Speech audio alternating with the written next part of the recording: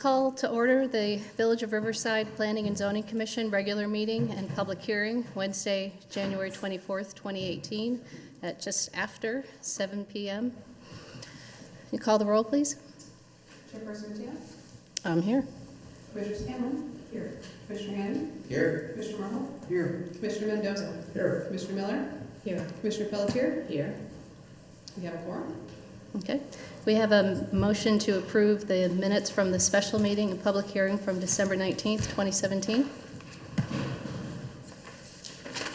I will make a motion. Thank you. Second? Second. All right. Any discussion?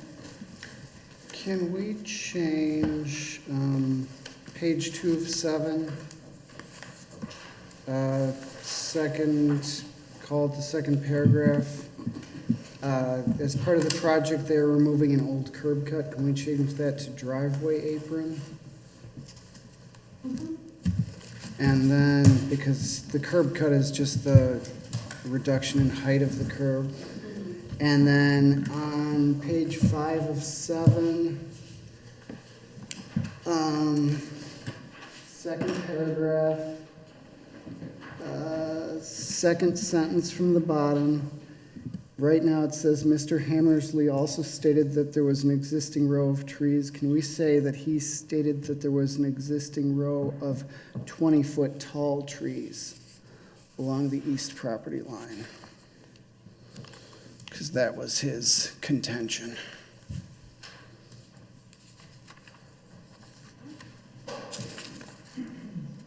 That's it. Thank you. I had a question. For the church's hearing, we had a failed motion. Does that not go into the minutes?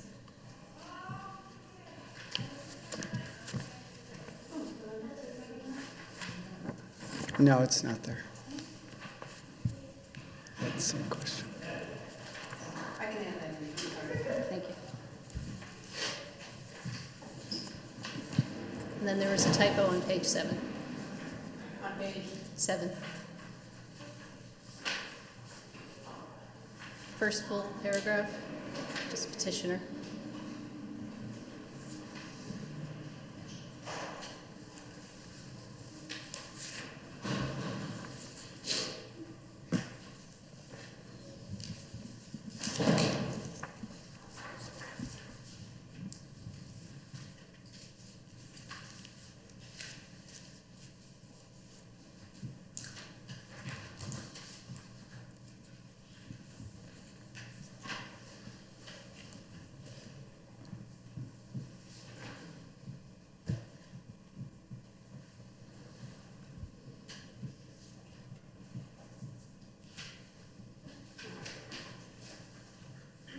So Commissioner Miller, do you amend your motion to include those corrections?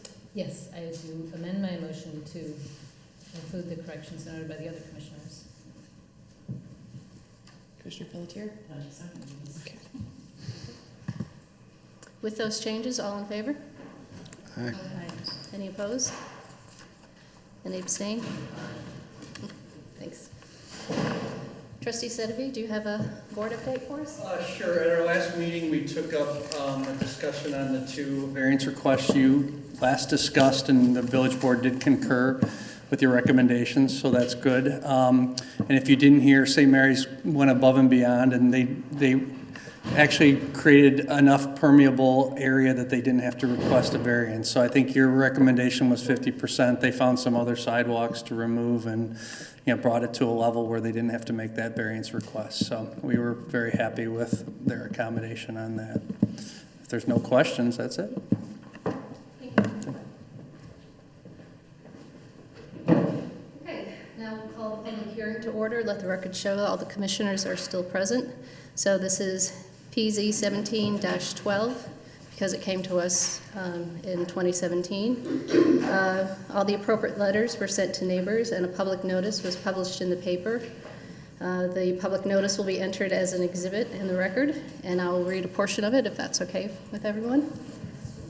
So this is, we're going to consider an application for variations from sections 10-4-5, use and bulk requirement tables, Table 3, residential districts bulk requirements, 10-7-3.h.5, accessory structures and uses as they pertain to porches, and 10-10-4.c, nonconforming buildings and structures as they pertain to additions and enlargements. For a property located at 173 Gage Road, Riverside, Illinois, in the R1A Single Family Residence District, to allow for an unenclosed front porch and stairs with an associated walkway to be built onto an existing encroaching, non-conforming, enclosed front porch in the street yard. And the petitioner is Jerry Manning. So if anybody wishes to speak on this issue, can you be sworn in, please? At the podium? You can go to the podium because you'll be up soon. Sure. Raise your right hand. Do you swear that the testimony you're about to give is true and accurate to the best of your knowledge? I do. Thank you. Director App will give us a quick staff summary and then you can start. Okay. Okay, we are looking at the house on 173 Gage. We have a couple of existing nonconformities at that property that is causing the need to come in for the variation. So the existing home has an enclosed front porch that encroaches approximately 8.5 feet into the street yard. Enclosed front porches are not allowed to encroach into the street yard, therefore it's considered non-conforming. The existing porch has 2 entrances, one on each side, and the petitioner would like to remove those 2 entrances, including their associated stoops and steps, and create one single entrance that would be facing the street. The landing that they want to build, the porch that they want to build, would be coming out from the house a few feet and would be roofed, so it is considered a porch by our definition since it is a covered entryway. According to our code, if you have an existing encroaching front porch that's enclosed, you do not get the opportunity to have that further encroachment of an open front porch that we wrote into the ordinance last year.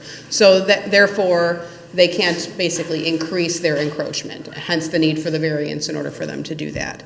Additionally, they are exceeding their impervious surface coverage. They're currently over their 50% coverage. The proposed porch and steps would be added onto that, and then there's a walkway that would go to the street. They are proposing to remove the 2 stoop steps on either side, so that helps, but it doesn't completely mitigate it. So they have also proposed to remove the second kind of driveway area they have on the, would that be the east side of the property? I forget. So they would be removing that driveway. It's kind of a driveway to nowhere. They have a driveway on the other side that does go to an actual garage. So they're proposing to remove that impervious area, and that does cover the additional impervious they're proposing with the porch and the walkway. But they're not in the same area. Additionally, we have our non-conforming section of the ordinance to deal with, which does not allow additions or enlargements of non-conforming structures. So we also need a variance from that section as well in order to allow the new open front porch on the home. So you have a copy of the standards in the staff report. You have copies of the plans. I did provide you some slightly clearer copies. I did have one large full-size plan, so I kind of cobbled together some copies of that, so it's a little bit more legible for you to reference tonight as we discuss this variation. Mr. Randall, the architect, is here representing the petitioner, and he can kind of walk you through their plans. So, I don't know if I can add much. I mean, the current house, as they purchased it, it had at one point been a twin or a duplex where there were 2 units, and that's pretty obvious on the inside. And there's 2 accessory structures on the back, and one is their garage. One may or may not have been a garage at one point. It is now just an accessory structure. There's no evidence remaining of a garage door, but it's about the size of a single car garage. So they came to us because they wanted to put a nicer porch on. Because what they have now is when you step out of the door, it's 1 step down. There's no landing. So it's a little bit of a hazardous condition, especially in winter when it's icy. And there's one out to both the west and the east, and the one out to the west goes immediately down to the driveway. And we investigated the option of going either to the east or to the west. To the west didn't make any sense because we're already on top of the driveway as it is, and to go any further would have been a problem. Heading out to the east, there's some mitigating circumstances there. Over time, the way the property lines have been interpreted by owners and previous owners, to go out that way, we'd actually be ending up in what is perceived now as the other neighbor's front yard. So that created another issue, and plus on top of that, it wouldn't be a front-facing entrance to the house, so it would kind of set up some weird expectations of how to enter the house, in a sense. So we talked to Sonia, and she said, well, based on the fact that you're over so far on the impervious surface, we couldn't just simply go out in front without, had we gone out to the one side, we wouldn't be changing the impervious surface at all. In this case, we are, so we'd have to come in for a variance. And so that's why we're here. We're trying to make a situation better for the family and create a front entrance that's actually appropriate as a front entrance to the home. So, anyway. Not much else to add. So. I also just did want to clarify that with this porch, the setback is going to be 13 feet from the property line at its closest point. The property line is a bit on an angle. At its furthest point, it'll be about 16 feet, just so you kind of have that for reference. Right, and to add to that, I mean, that's why we're also putting it on the east side, because on that side, given the angle of the plot line to the house, we actually have more distance on that side than we would if we were putting it on the west side of the front.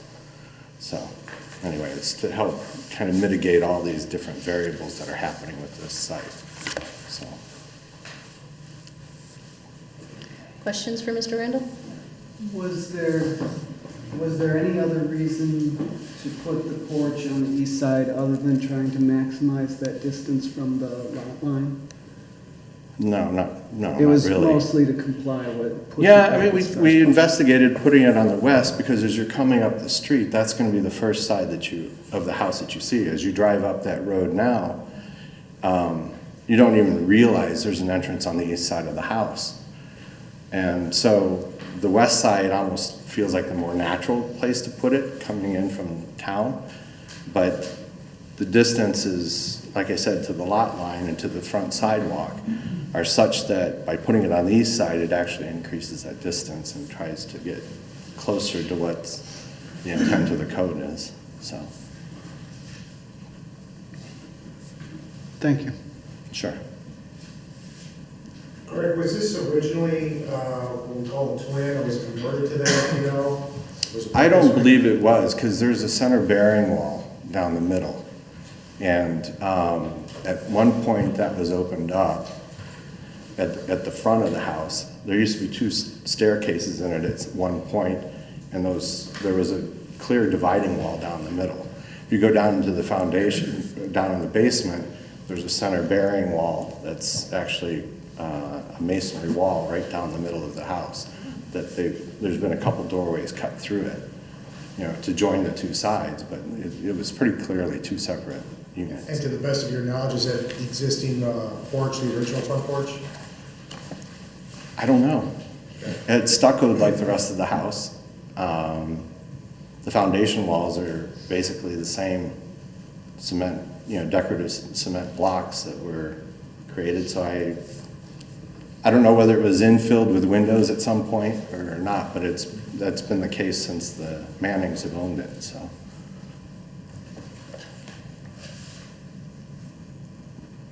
The handwritten application mentions reconstructing the porch to remedy an existing porch not up to current code and improve an unsafe condition. What That has to do with the code and part of the building code that says when you are going through a door to the outside, you have to have a landing in front of you that's at least 36 inches in depth. Is that also the unsafe condition? Yes. As well? And just apologize if this is in the materials, removing the driveway, is that being replaced with lawn? Yes, Okay. that would be replaced with turf.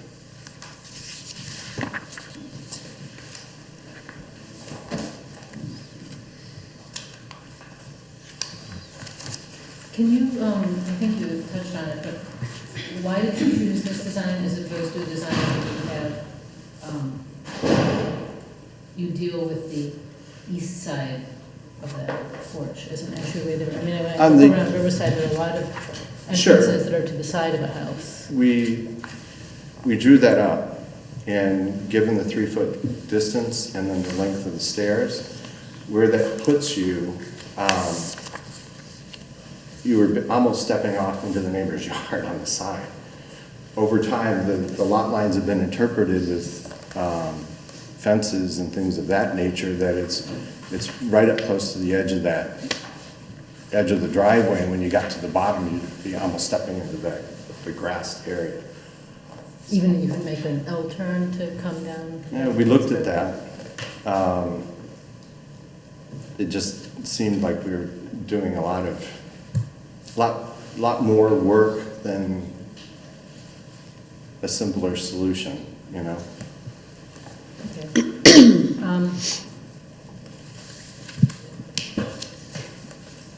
So I noticed in your application, you have, well, in the diagram you have proposed stoop and stairs. In the memo that we get, it's called a porch. Now, it seems to me the difference is that you have a roof over this structure, and that's making it into an unenclosed porch. Sure.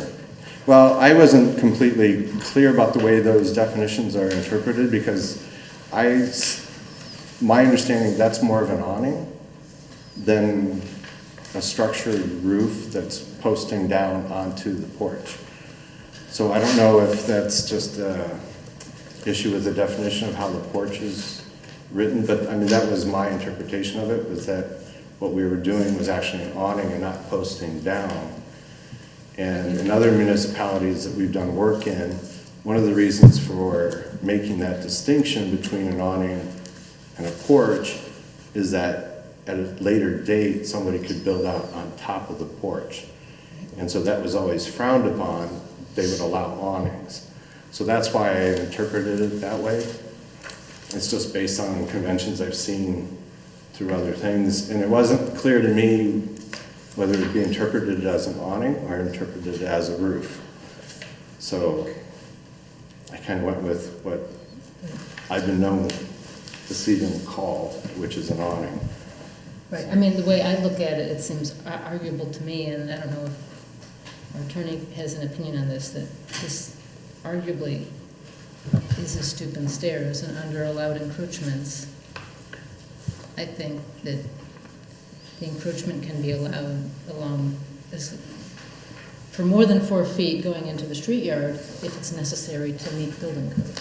Well, additionally with that, your awnings are only allowed to encroach a certain amount into your required street yard, and their porch is already encroaching more than that amount. So if they chose not to have a cover, a roof cover, it would be a more, Yeah, if they Point of chose to have, argument, not this have the would roof be- cover, we might just be talking an impervious variation versus the porch variation. if you choose to do it in the same location. Okay. Right. But, I mean, to that point, though, I mean, one of the things that I've always firmly believed in with the front porches is, especially in our climate, is to provide some sort of a cover of protection for that space before you enter a house, or when you're stepping out of the house, to provide as much protection as possible from weathering issues like ice buildup and things of that nature, which is why we covered this. So, to try to provide some level of coverage, you know, against weathering, so. I'm just pointing Anyway. out that perhaps No, a no, I variation understand. request may not be necessary. Sure, I understand that, and I'm I sure mean, you I do. guess it's just a question of I mean, if we can provide as much safety as we can, I would like to try to, you know. And another is I have seen houses that have an enclosed porch like this, houses in Riverside, where I don't know if it was built originally this way or not, but where the entryway is sort of built into half of that enclosed porch. So you're opening up that part of the enclosed porch. Did you consider that as an option? And We had considered that, yes. was there a reason why you? Primarily because it would have involved more reconfiguration and costs on the interior. And that's principally why. Okay. When this thing was enclosed and made into a single-family home, what happened, I don't know what the configuration was before, but dead center of that porch is a large 6-foot opening where the double doors and the side lights are between the porch and the living room. Okay. And so we would have had to gone through some interior reconfiguration, which would have added, you know, quite a bit of cost to doing this, so. Well, what if you made the entryway narrower, not 13 feet? Pardon? What if you made the entryway narrower, not a 13 feet wide new entryway? That you could avoid that wall or whatever the issue is right in the center of the, it may perhaps look less symmetrical, but. Yeah, I think it would have been odd to the building itself. The building's got these 3 columns out front, and to kind of skew this all to one side would have subverted the architectural integrity of this house. And I think that would have been problematic in my opinion, personally.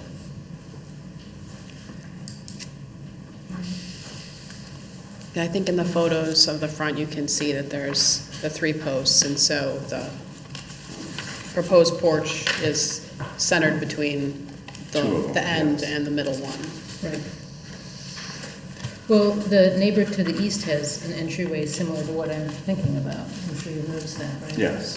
And they have a study of that entryway, and then they have another one on the west side of their house. Is that, something like that would be not feasible?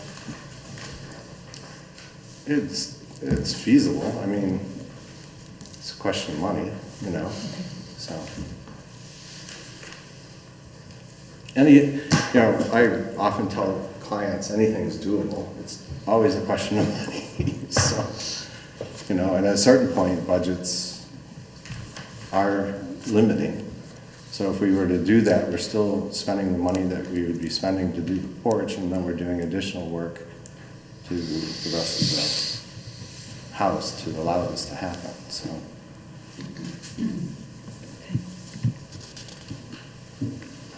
More questions? Sandra, just to be clear to Commissioner Miller's point, if this were not a situation where there was an overhang, a canopy, whatever you want to call it, would this qualify as a stoop and stairs then? Yes. Okay. Okay.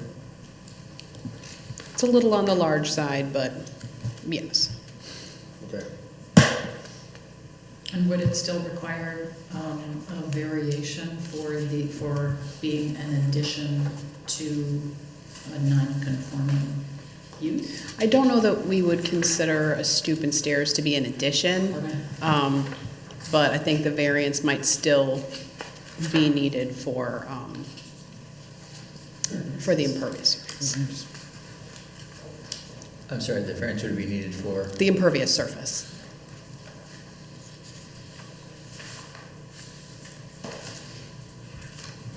But we're voting on all the variations at once, right? I think that's up to you. Yeah, you can do it either way.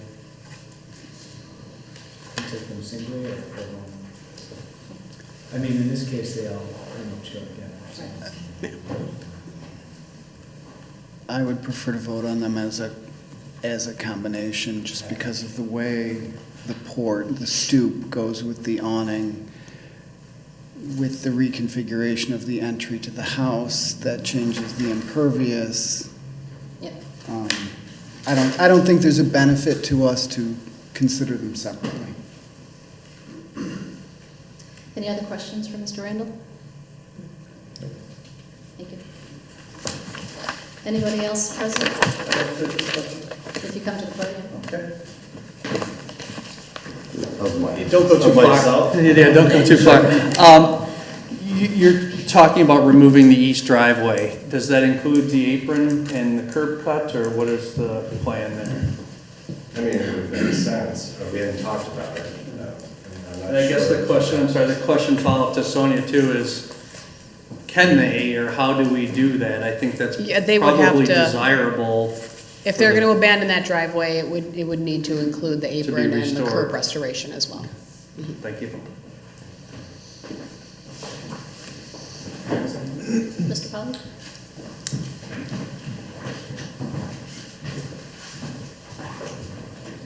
I've gotten to know. Is he sworn in?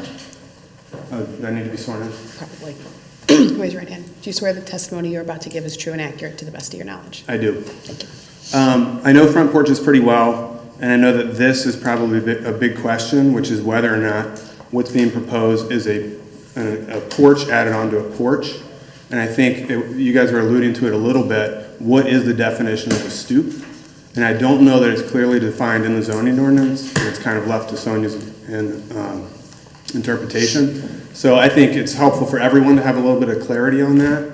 I dealt with a project several years ago where we couldn't add a porch that was offset because it was basically saying that it was potentially a deck if a chair could be on it.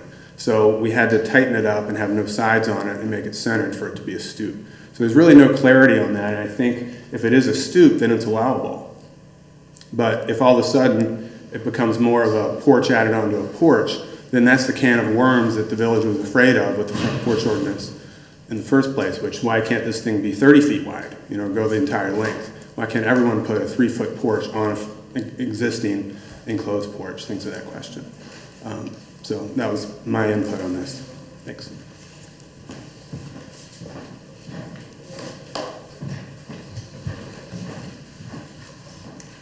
Anyone else want to speak? I like to speak, actually.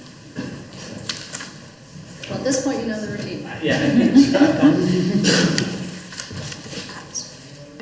Do you swear the testimony you're about to give is true and accurate to the best of your knowledge? It is. Thank you. In response to Mr. Pollard and Mr. Randall's opinions, I also want to discuss the notion of awning versus roof overhang. And in reviewing the documents that are submitted for this hearing, I'm not sure also if it's clear what constitutes an awning versus an overhang. And in my opinion, just based on the exhibits that were presented for this, it appears that there's an enclosed space, and the petitioners are trying to provide safety by having a landing before the stairs. Obviously, if you're standing on that landing, it would be nice to be protected from the elements. And I think what the petitioners are doing is just extending an overhang of the roof structure to provide shelter over that, as opposed to having no structure. So maybe if there's a little better definition as to what constitutes awning versus canopy versus overhang of standard roof overhang, I think that might add a little bit of clarity to the discussion as well. Thanks. Thank you. Can I ask just a follow-up question for Mr. Randall? Yes. Just to be clear, I'm looking at the plans, and just what we're calling the stoop portion, is that roughly 2 feet 7 inches? Am I reading that right? Yes, it's extending 2 feet 7 inches from the face of the columns. The face of the columns are projecting out a little further than the wall where the door would be, so that we are creating 36 inches from the door face to meet the building code and the safety standard.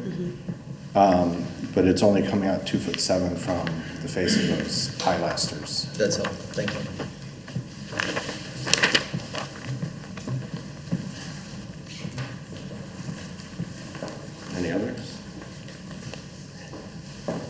Not at the moment. We received a letter from Jane Archer, who lives at 189 Gage, that I'll read into the record in its entirety. Sure. Okay. Yes. Dear Sonia, this is dated today. I'm writing you because I'm out of state today and cannot attend the Planning and Zoning Commission meeting tonight to weigh in on the request for variations from the porch regulations at 173 Gage Road. Since I do not have the emails of most of the members of this commission, please forward my email to all the members. I would like to voice my support in favor of the proposed project as presented. Before leaving town, I went to Village Hall to look at the plans which have been submitted. Moving the entrance of 173 Gage to the front of the house instead of the sides of the house will make the house more welcoming and be consistent with all the other houses on that side of the street. The small coverage of the stairs, while I'm not sure it is necessary, is less consequential than the overall changes proposed.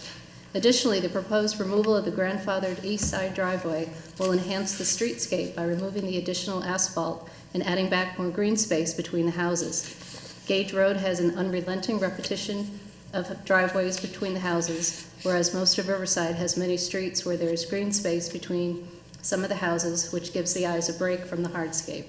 Removal of the impervious surface coverage will also help move this lot toward compliance with the total impervious surface coverage allowance. For those two reasons, I support this request for variation. I assume we have not received any other communication? Not received any other communication.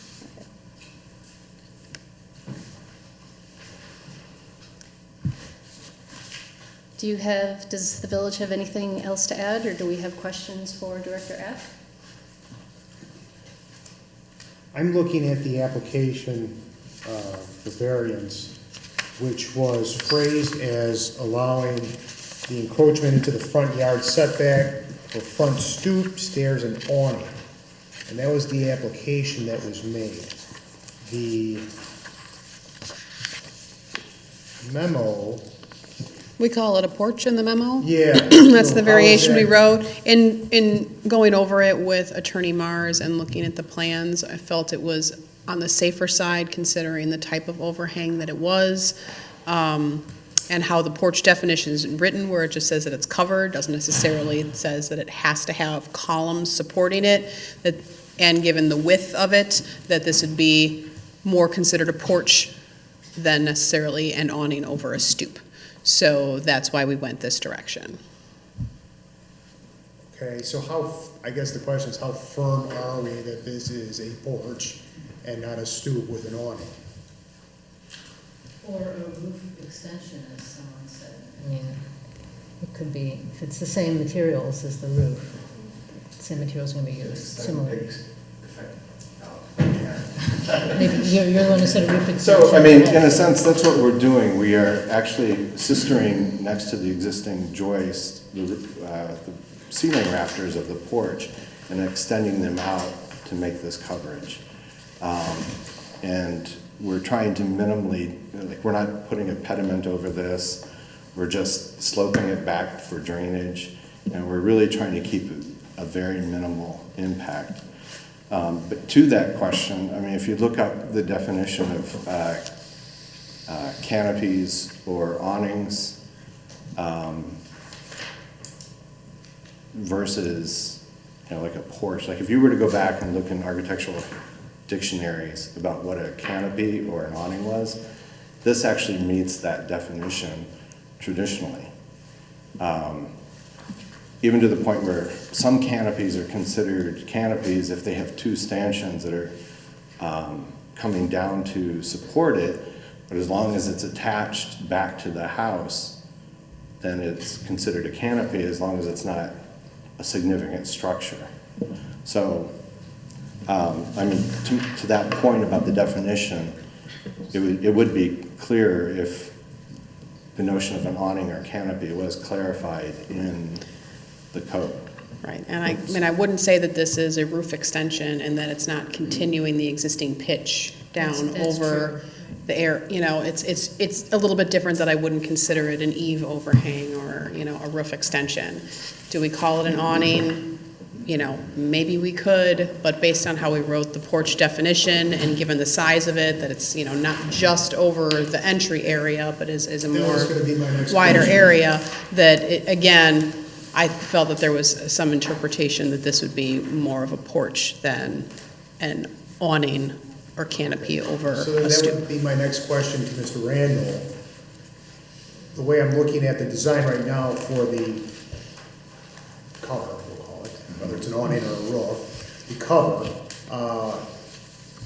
and aesthetically it's pleasing because it goes from essentially one side of the stoop to the far side. But it does give a lot more coverage than really necessary for the front door. Is that something that could be narrowed to still give protection from the elements over the front door, and yet maybe alleviate some of the concern that this isn't really an awning? I don't know. Yeah, we could play with ad infinitum, so. I mean, is that some of the concern from the village, that this is wider than what a protection from the elements would necessarily mean? Mm-hmm. Okay. I mean, I think some of it was that, you know, kind of the structure as a whole. You know, as Dave had said before, at least in this case, it's, you know, there's some masonry structure to it. But, you know, in other cases, you know, people wanting to put a stoop on their front and it's a wood stoop. Okay, well now it's coming out X many feet and it's so wide. Is that a deck or is that a stoop? And so we've had to be careful in how widely we're interpreting that, so we're not suddenly allowing people to build decks in the front yard. So, you know, I've tried and contain some of that and obviously it's under my tenure, and I've got to kind of try and document these things moving forward, so when I'm gone and somebody else is here, they can interpret it the same way. But again, this was something this is a lot wider than just a 3x3 entry into the thing. It's covered in its entirety. So in my mind, we were treading deep into porch land as opposed to just lightly into porch land. And for me to just make that executive decision on my own could open up the village to some issues. So it was prudent to take the variance route and go with the porch. Right, and we're gonna tend towards the more conservative interpretations, and especially given, you know, part of the porch amendment discussion was a disfavoring of porches in front of porches, and so. Yes, we specifically wrote in there that we didn't want things to just keep getting added on in the front, added on in the front, added on in the front. So there was that element to it as well. Well, and to that point, one of the other reasons we went from pier to pier is that structure is already existing, and we wouldn't have to do any additional structure in between. That then we'd have to figure out how to post it down into the ground and onto the existing foundation walls. So by pulling those brackets out, or corbels, to pick up the ends, we're tying it back to the original structure as is, instead of trying to put in more structure than what's already there. So that's part of the other reason why we went pier to pier, is because it makes it simpler from a structural standpoint. Is there a full basement over the existing front porch? No.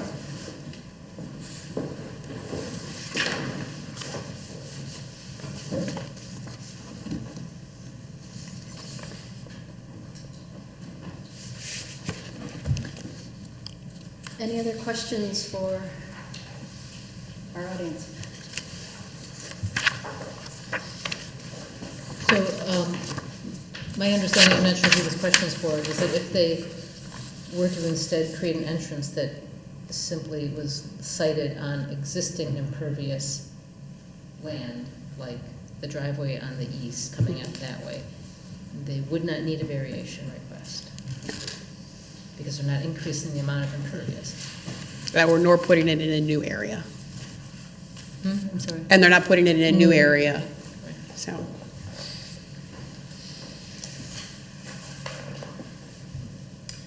So can I get a motion to either close or hopefully not continue the public hearing? Motion to close the public hearing. Second. I think Teresa was in there just ahead of I Adrian. think she was. All in favor? Any opposed? All right.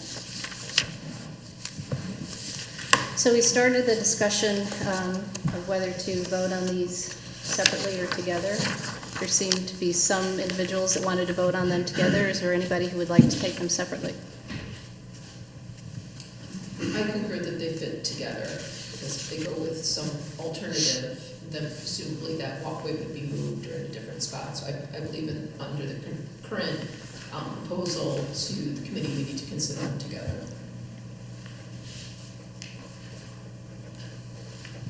I agree. Okay. Well, let's start the discussion. So the standards are on page 3 of the memo.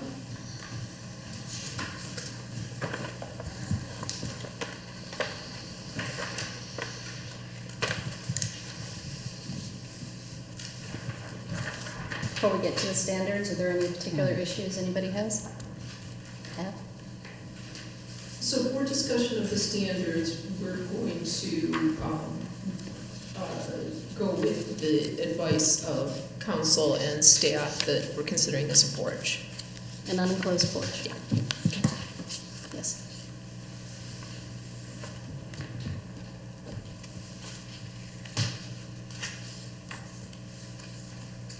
Did you want to just walk through the alphabetical items or just take comments as each member deems appropriate? If you have specific comments, we can start there before going through each. Thank you, Chairman Mateo. In general, the fact that the existing steps are they're not in conformance with current code, which does make them somewhat unsafe.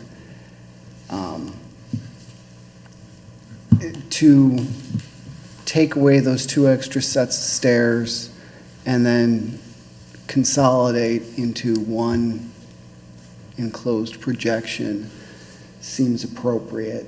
And the trade-off of new impervious while removing a lot of existing impervious does make this improvement a net positive.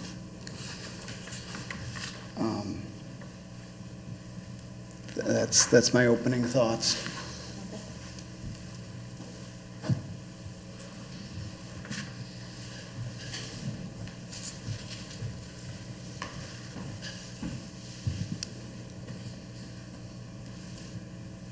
All right, well, let's plow into the standards then. The first one, because of a particular physical or other unusual condition of the specific property involved, there's a particular hardship or practical difficulty to the owner that would result, rather than a mere inconvenience, if the strict letter of regulations were to be carried out. 2 general categories that might fall into. First, the presence of an existing use or structure, whether conforming or non-conforming, irregular or substandard shape or size, exceptional topographical features, or other extraordinary physical condition peculiar to and inherent in the subject property that amounts to more than a mere inconvenience to the owner and that relate to or arises out of the lot or the structures thereon, rather than the personal situation of the current owner. Or second, situations in which the ordinance prevents the owner from reestablishing, restoring, or maintaining a material feature or significant architectural feature related to the lot or structure, or from maintaining the architectural integrity of the lot or structure.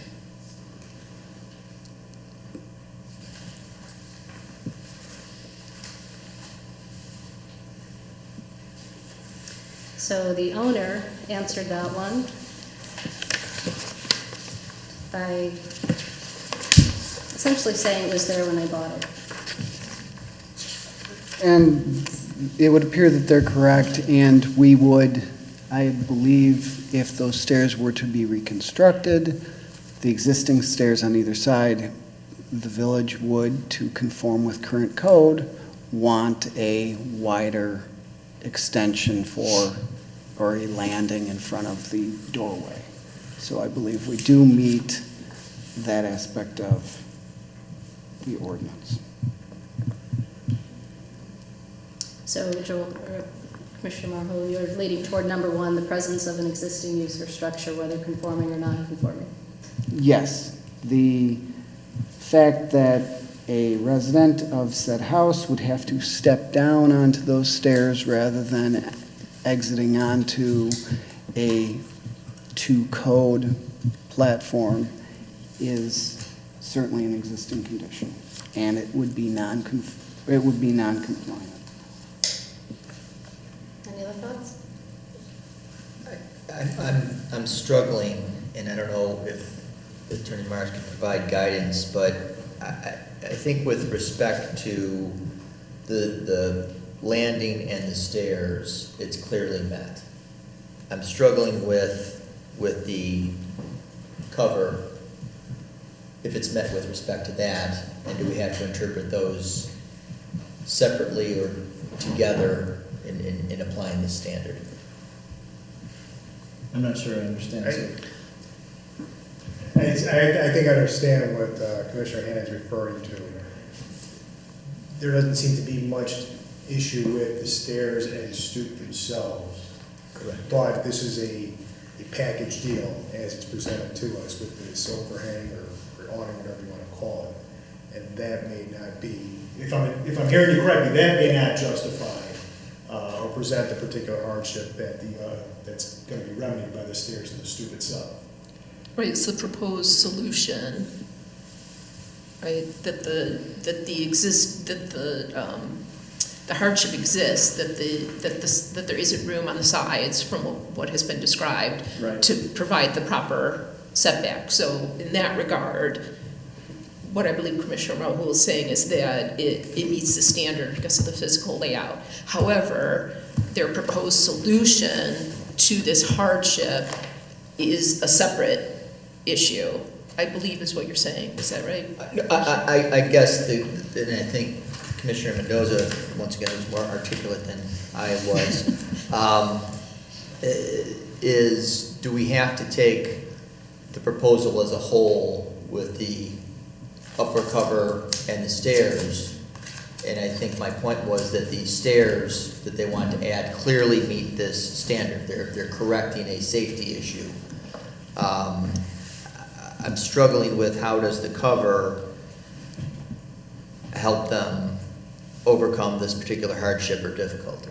Right, so in that sense, you feel it may be they're requesting more of a variation than necessary to address the issue. I guess that'd be correct, yes. And I guess the safety issue would be a coverage over the stairs, so safe ingress and egress out of immediate weather problems. So I guess to Sonia, so the covering over the new addition, I mean, generally, I know we've had porch discussions, we've heard that it's advisable to have a cover over the door, right? And so do we consider this, I guess the question comes down to, is it more of just a design element and choice that we are comfortable with, or do we consider it an integral part of what they're requesting and consider limiting it in some way? That's helpful.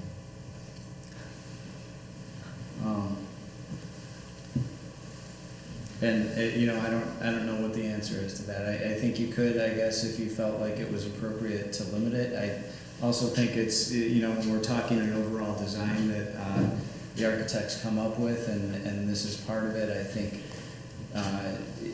you wouldn't be doing anything contrary to our code or standards if you said, you know, given the design as a whole, that we're okay allowing this particular covering as designed. That was helpful. Okay. From what I'm hearing, I think the issue is, does this particular difficulty or hardship justify the extent of the variation being requested? I think that's accurate. I think there could be a particular hardship here. The way I see it is the entrance for the house could be put on the side, and I think that would preclude the need for the variation. It may be awkward, it might not be as ideal as the homeowner or the architect would like, but it could be done that way, and we wouldn't be dealing then with the variation at this point of trying to put an unenclosed porch onto an enclosed porch, which is what the porch ordinance was just passed to avoid specifically. So there could be a safety hardship here, but I just don't know if this is the only practical solution, or if it's simply a desirable solution for the homeowner.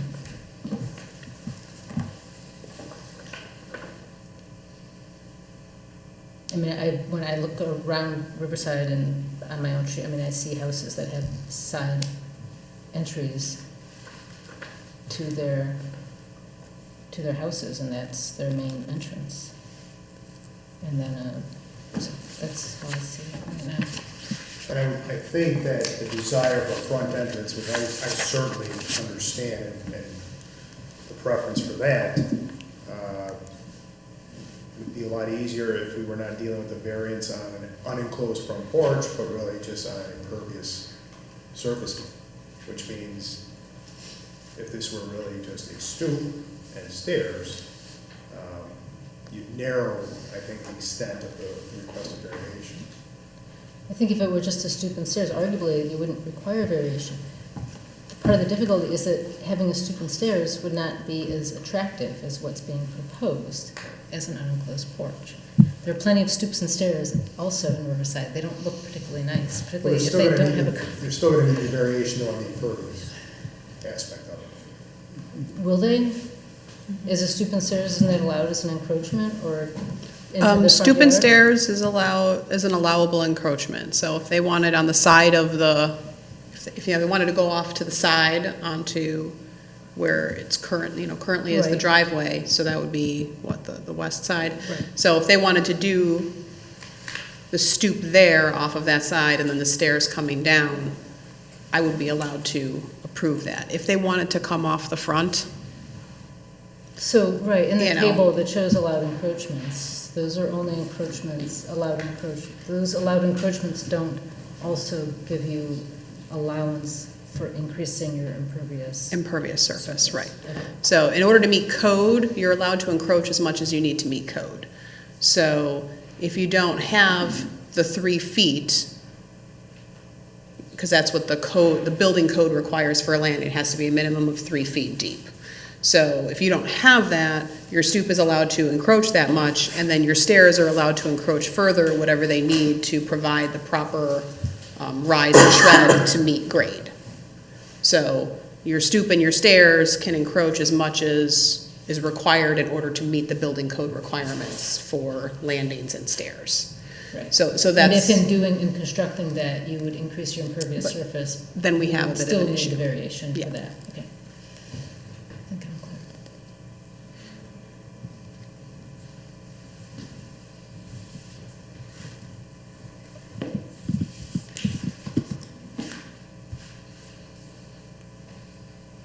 Commissioner Scanlon, what are your thoughts on difficulties and hardships? I believe that they do have a hardship coming off the side, but the proposed solution they have, I don't believe that it's necessary to make that adjustment, or to make that accommodation. I believe that there are alternatives in terms of potentially design, although what has been presented to us is a beautiful design, or potentially coming off the side with maybe a setback entrance on the side of the porch to account for the fact that they're so close to the property line. So I'm not in favor of what has been proposed.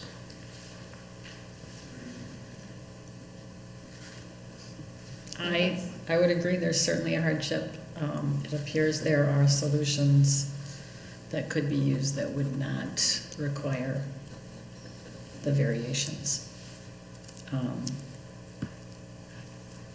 I feel like it's a little regrettable because it does decrease the impervious surface, which is desirable. It could still happen. It could still happen, but we could require it to happen. We could make it a requirement of the variance. Whereas if a variance is not required, then we can't make it a requirement of the variance. It does seem by approving this, though, you're starting to blur lines as far as unenclosed porches on encroaching enclosed porches. That could have a larger negative impact. And that's my concern. Yes, right. I only said it wasn't good. No, I'm agreeing with you totally, yes, I understand what you understand. If I could just step back, if there was no roof, we'd only be talking about the impervious surface.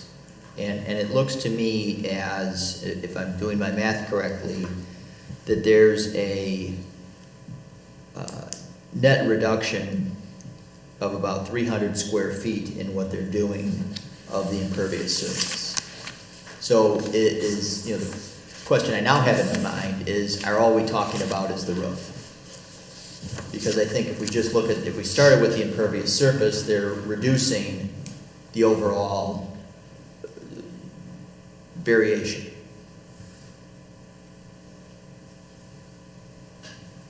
So I think it comes down to what the original question is, what is the definition of the porch, and are we tripping over ourselves because this has a roof, which I think the consensus is what makes this aesthetically pleasing, and does serve some safety feature, now that I've convinced myself of providing a coverage from the elements. The code provides for 3 feet, which is all they've done. They haven't done more. They've gone beam to beam. There's a rationale for that, and we have the roof covering that 3 feet. So I'm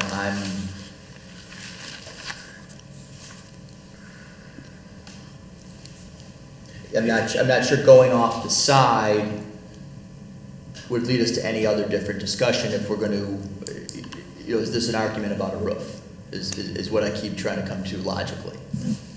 Commissioner Hannon, I think you do have it summarized fairly well.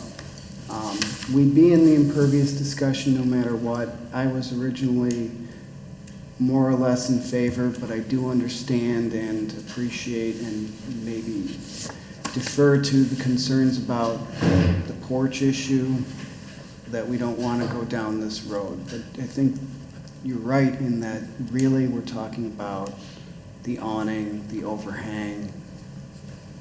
Is there a way to fit within our rules? Find something that find a front entry design that fits within our rules and our desires with regards to front yard encroachments. And does that lead it down a path of, instead of the roof coming out the full 3 feet, if it came out less than 3 feet, would that get us away from the porch definition into stoop stairs and awning? I don't think it's the depth of the coverage, the 3 feet, I think it's the width. That's the issue. Correct, Cindy? Yeah, it's the width. Got it, okay. So it could still be 3 feet out. It would have to be narrower to some extent to then qualify theoretically as a stoop and stairs. Okay, and the rationale for the width is the post to post. Right.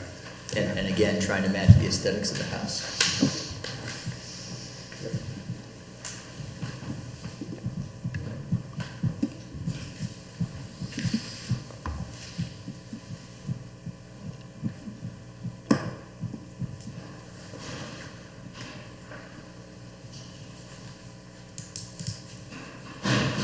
I think it's a much easier discussion if this comes to us as a stoop and stairs, as opposed to an unenclosed porch, right? I mean, that's, I think really what it comes down to, assuming they want to stick with this design and not go off the side, which I certainly understand.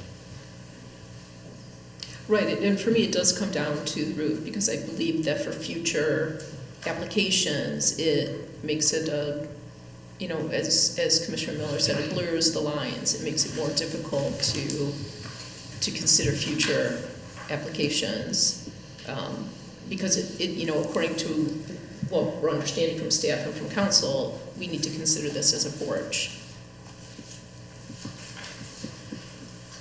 And as others have said, I'm less concerned about the impervious surface in this regard. It's more about, is this a porch in front of it, or already a non-conforming porch?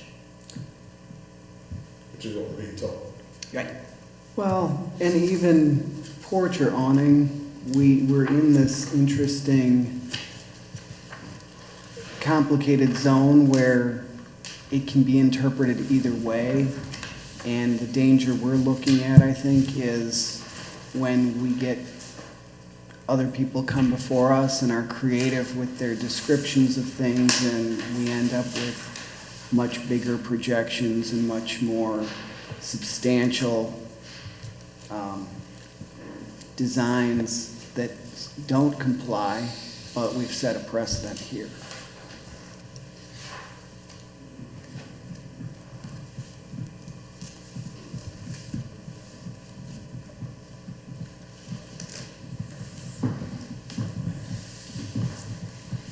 Let's go through the other standards. Purpose of the variation is not based primarily upon a desire to increase financial gain. Agreed. Alleged difficulty or hardship has not been created by any person presently having an interest in the property. Agreed. Conditions upon which the petition for variation is based would not be applicable generally to other property within the same zoning classification. I would agree with that. Well, do we know how many properties are not code compliant? Well, we have several properties in town that are not code. I would say that we don't have too many properties, because nobody would ever allow it to happen nowadays with these side entrances and the split house down the middle. So Adrian's, I think this is a rather site-specific. We're talking about a previous duplex that's been converted. The granting of the variation will not be detrimental to the public welfare or injurious to other property or improvements in the neighborhood in which the property is located. Agreed. Right. Granting of the variation will not alter the essential character of the neighborhood. Agreed. Really? I don't think it will Porch alter on it in a porch? negative way. Well, the granting of this particular variation will not alter the essential character of that. The appearance of this would enhance the neighborhood, I agree. But you're right, that if you want to read it such as, you know, having a porch on a porch. An encroaching porch on an encroaching porch. Not to mention the 13 to 16 foot setback that you now have, which is even inside, I mean, the porch variance for open porches said minimum of 20 feet. That is correct. Was the So setback, so. in no case could a porch be any closer than 20 feet to the front setback line. Right. Per the ordinance that we wrote. That was our line in the sand.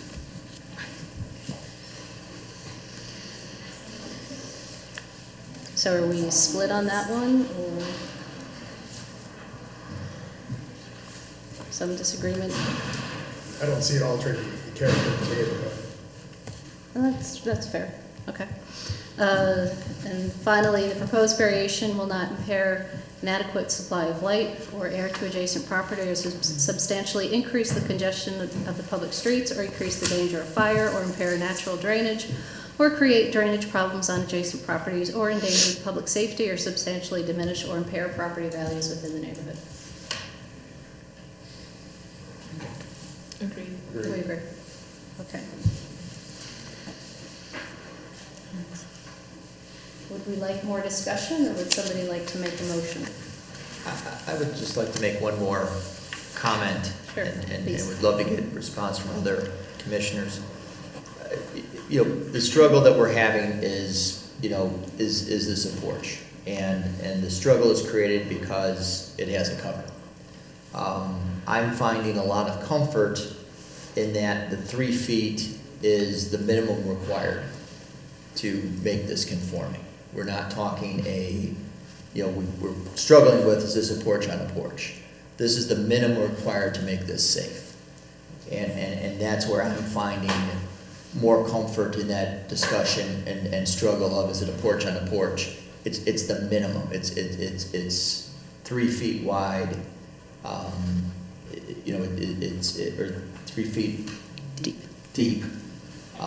And there's a architectural rationale from going as wide as it is. So that gives me comfort on this porch on top of a porch discussion. And I go back to my prior point, if this doesn't have a roof, we're only talking about impervious surface and never get here. So I don't know what a recommendation is, but if this is, if this is rejected, I think it is, the coverage, the cover, the awning, the roof, whatever you want to call it, is what's causing, at least sounds like, this group to struggle with. So if I'm not reading the group the right way, please correct me. Well, the only other thing I would say in response to that is, that depends on whether this would be considered a stoop. And since it is so wide, I don't know if it would be considered a stoop deck. I mean, it may be more appealing looking this way, but I don't know if being 13 feet wide, much wider than the entryway, it would be considered a stoop. I thought we had heard from staff that absent the wide roof, this would most likely be considered a stoop. I'm not sure if that's, I don't know if that's, I mean, there is no definition, and. No, but I thought that's what we heard Right. today when I asked that question. Yes, I think you're right, yes. So I'm operating from the presumption we're being told it's not in this configuration, that this is an unenclosed porch, which is likely due to the size of that awning or roof, whatever you call it. So I think you're correct when you're talking about the impervious surface part of that.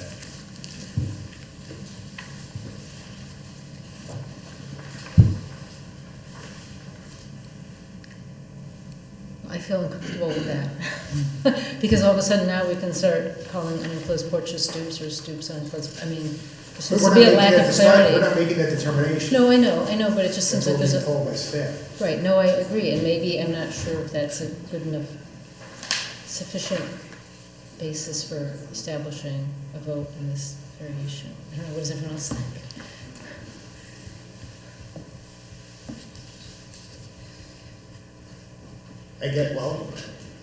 Do we have any discretion? If we're being told something is an unenclosed porch, that's a determination made, and we just have to apply that to the standards. I don't know that we have the discretion to say, well, actually, it's really not an unenclosed porch, it's a stoop.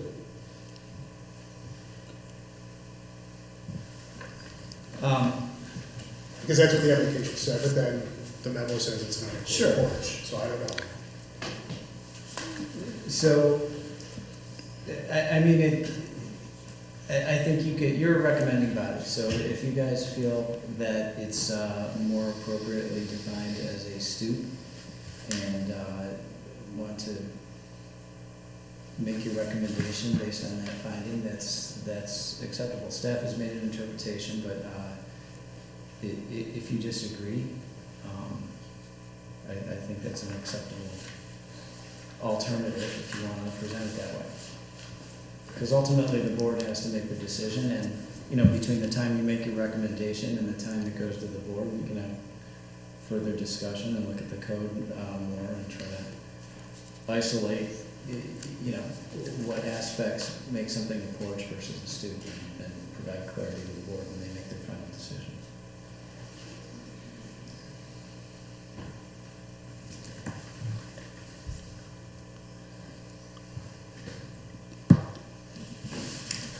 Is it possible to vote separately on the impervious surface variation and the other variations?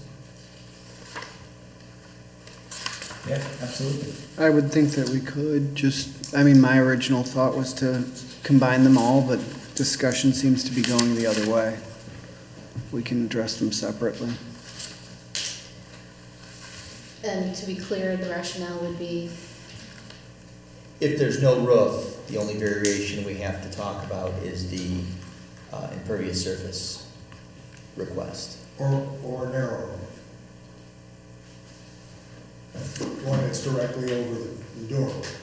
Well, doesn't that go to the width of it as well? Right, but rather than going up, my understanding was if it was narrower such that it really just truly gave the protection from the elements right in front of the door, we're not dealing with this. Correct, right. Is this now a porch as opposed to just a cover over? Right, and I would hate to be in a position where they do make, for example, if we were to make the recommendation, we recommended with recommendation to the Board of Trustees to add clarity to the porch versus awning, you know, I'd hate to have everybody start this whole process over because we never addressed the impervious surface variation separately. Yeah, I agree, and I think, you know, based on the discussion we've had tonight, I think it's important that we look at the stoop versus porch versus awning versus canopy, and all those issues, regardless.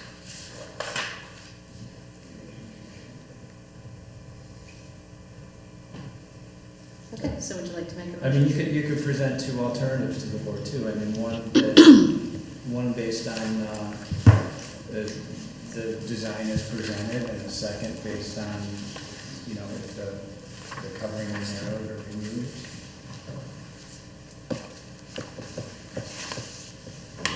Well, I guess the motion I'd like to make is to vote on the impervious surface variation first and separately.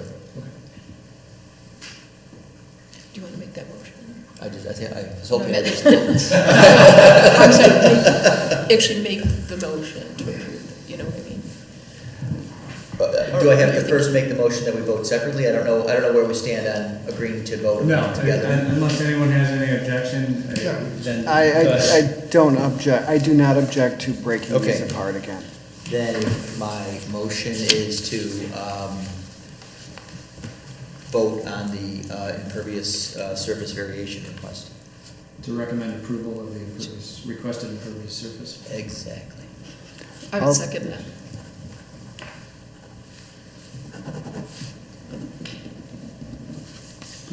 Call the roll, please. Can I amend it? I would just like to amend that we approve the impervious variation with the requirement that the driveway is removed, The east driveway. the east driveway. That's, I view that as being the request, so that's consistent with my motion. Thanks for the clarification. Yes. I guess then to expound on that, I guess I was thinking that we were voting to approve the proposal in the document, which includes the driveway, as you've noted, but also the removal of the side stoops. So, so that's what I was considering we were voting on, that we would like to approve the variation to exceed the amount of impervious surface according to what they proposed in their application, which is adding 160 square feet of new surface and then removing the 42 on the sides and the 420 square foot of the driveway. Okay. Everybody's in agreement with that? Yeah. Yes. Okay. That was my motion. All right. Commissioner Scanlon? Yes. Commissioner Hannon? Yes? Commissioner Marhol? Aye. Commissioner Mendoza? Aye. Commissioner Miller? Aye. Commissioner Pelletier? Aye. Chairperson Mateo? Aye. That motion passes.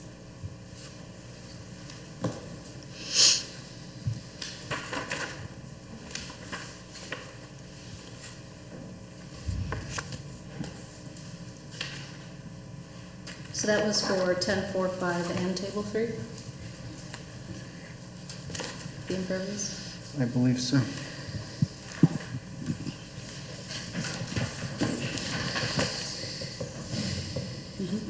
The use in bulk? 10.4.5, Table 3.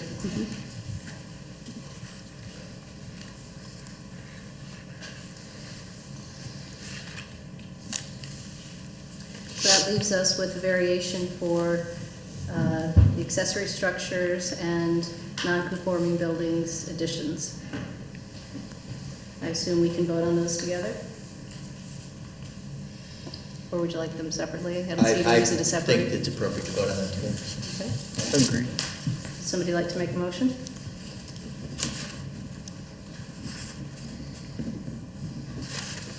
I don't like to make the motion, but I will make the motion that, given what has been presented to us, is defined as a porch, that we deny the request.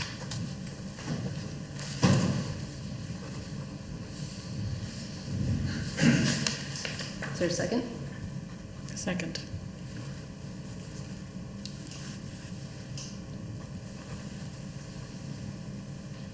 Okay. How do we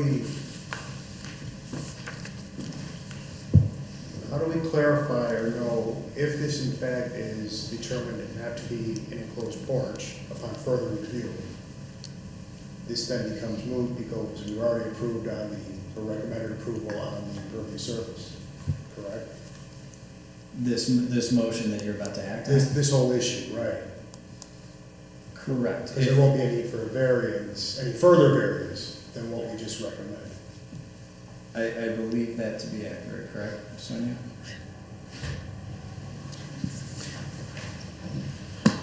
My caveat would be that awnings are only allowed to encroach, I believe, 24 inches into a required street yard.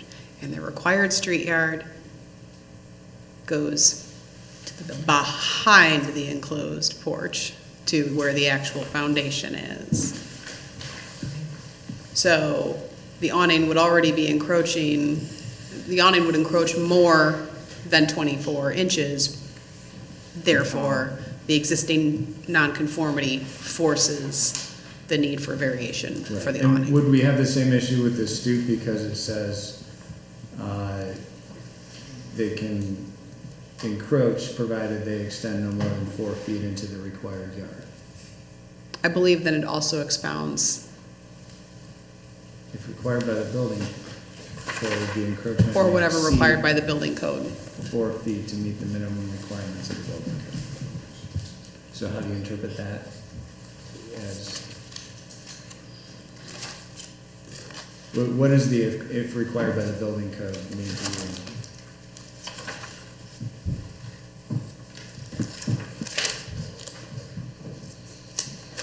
In order So to the building accommodate code the- is a in order to minimum accommodate the 36 land. inches. So, Right, but I guess I was comparing it to what you just said about Mm-hmm. the awning. So if the required yard is behind the existing porch, mhm. then this is, the stoop is going to extend more than 4 feet into the required yard. True. Regardless, Mhm. correct? Yes.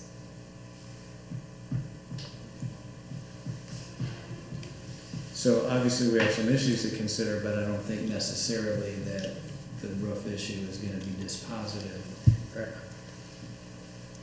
So we're gonna vote on this under the presumption that this is an unenclosed porch. Yes. That's the basis of the vote. Right, for this initial motion. Okay. Now, after voting on this, if someone wants to make an additional, kind of recommendation or motion, you guys are free to add additional information to transmit, recommendations and information to transmit to the board. There was a motion, right? There was a Yes. motion There and a was, second. and there was a second. There was a Yep. second. So just a clarification, voting aye is voting to deny. Okay. So Commissioner Scanlon, Aye. Commissioner Hannan, No. Commissioner Marholt,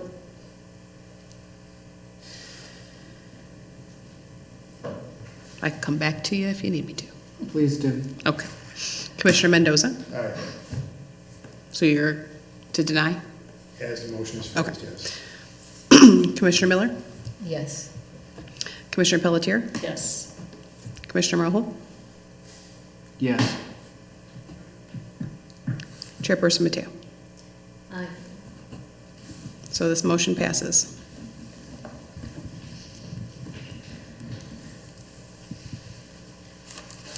Would anybody like to make any other motion? I guess I would make a motion that the board be advised that this vote was premised on the belief that this is an unenclosed front porch, and that this would not necessarily be the recommendation if this in fact were determined to be a stoop and stairs.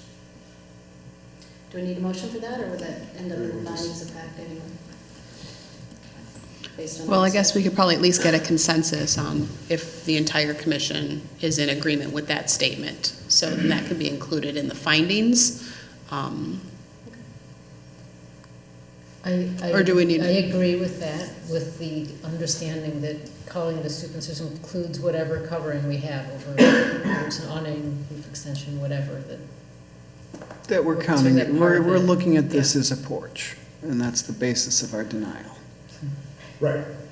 So can you state that again, please? Sure, we advised the village board that this vote was premised on the acceptance that this was an unenclosed front porch as opposed to a stoop and stairs.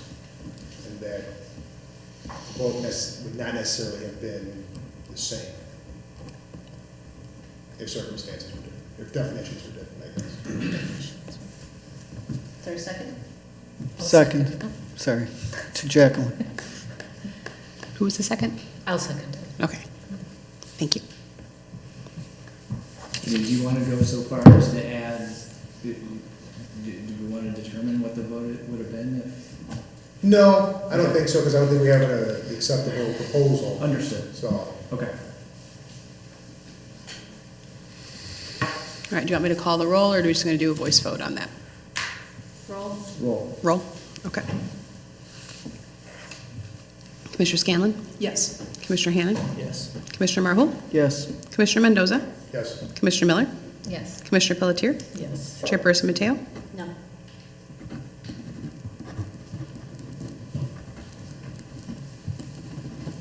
Running out of room here, folks. Okay, got it. Motion passes.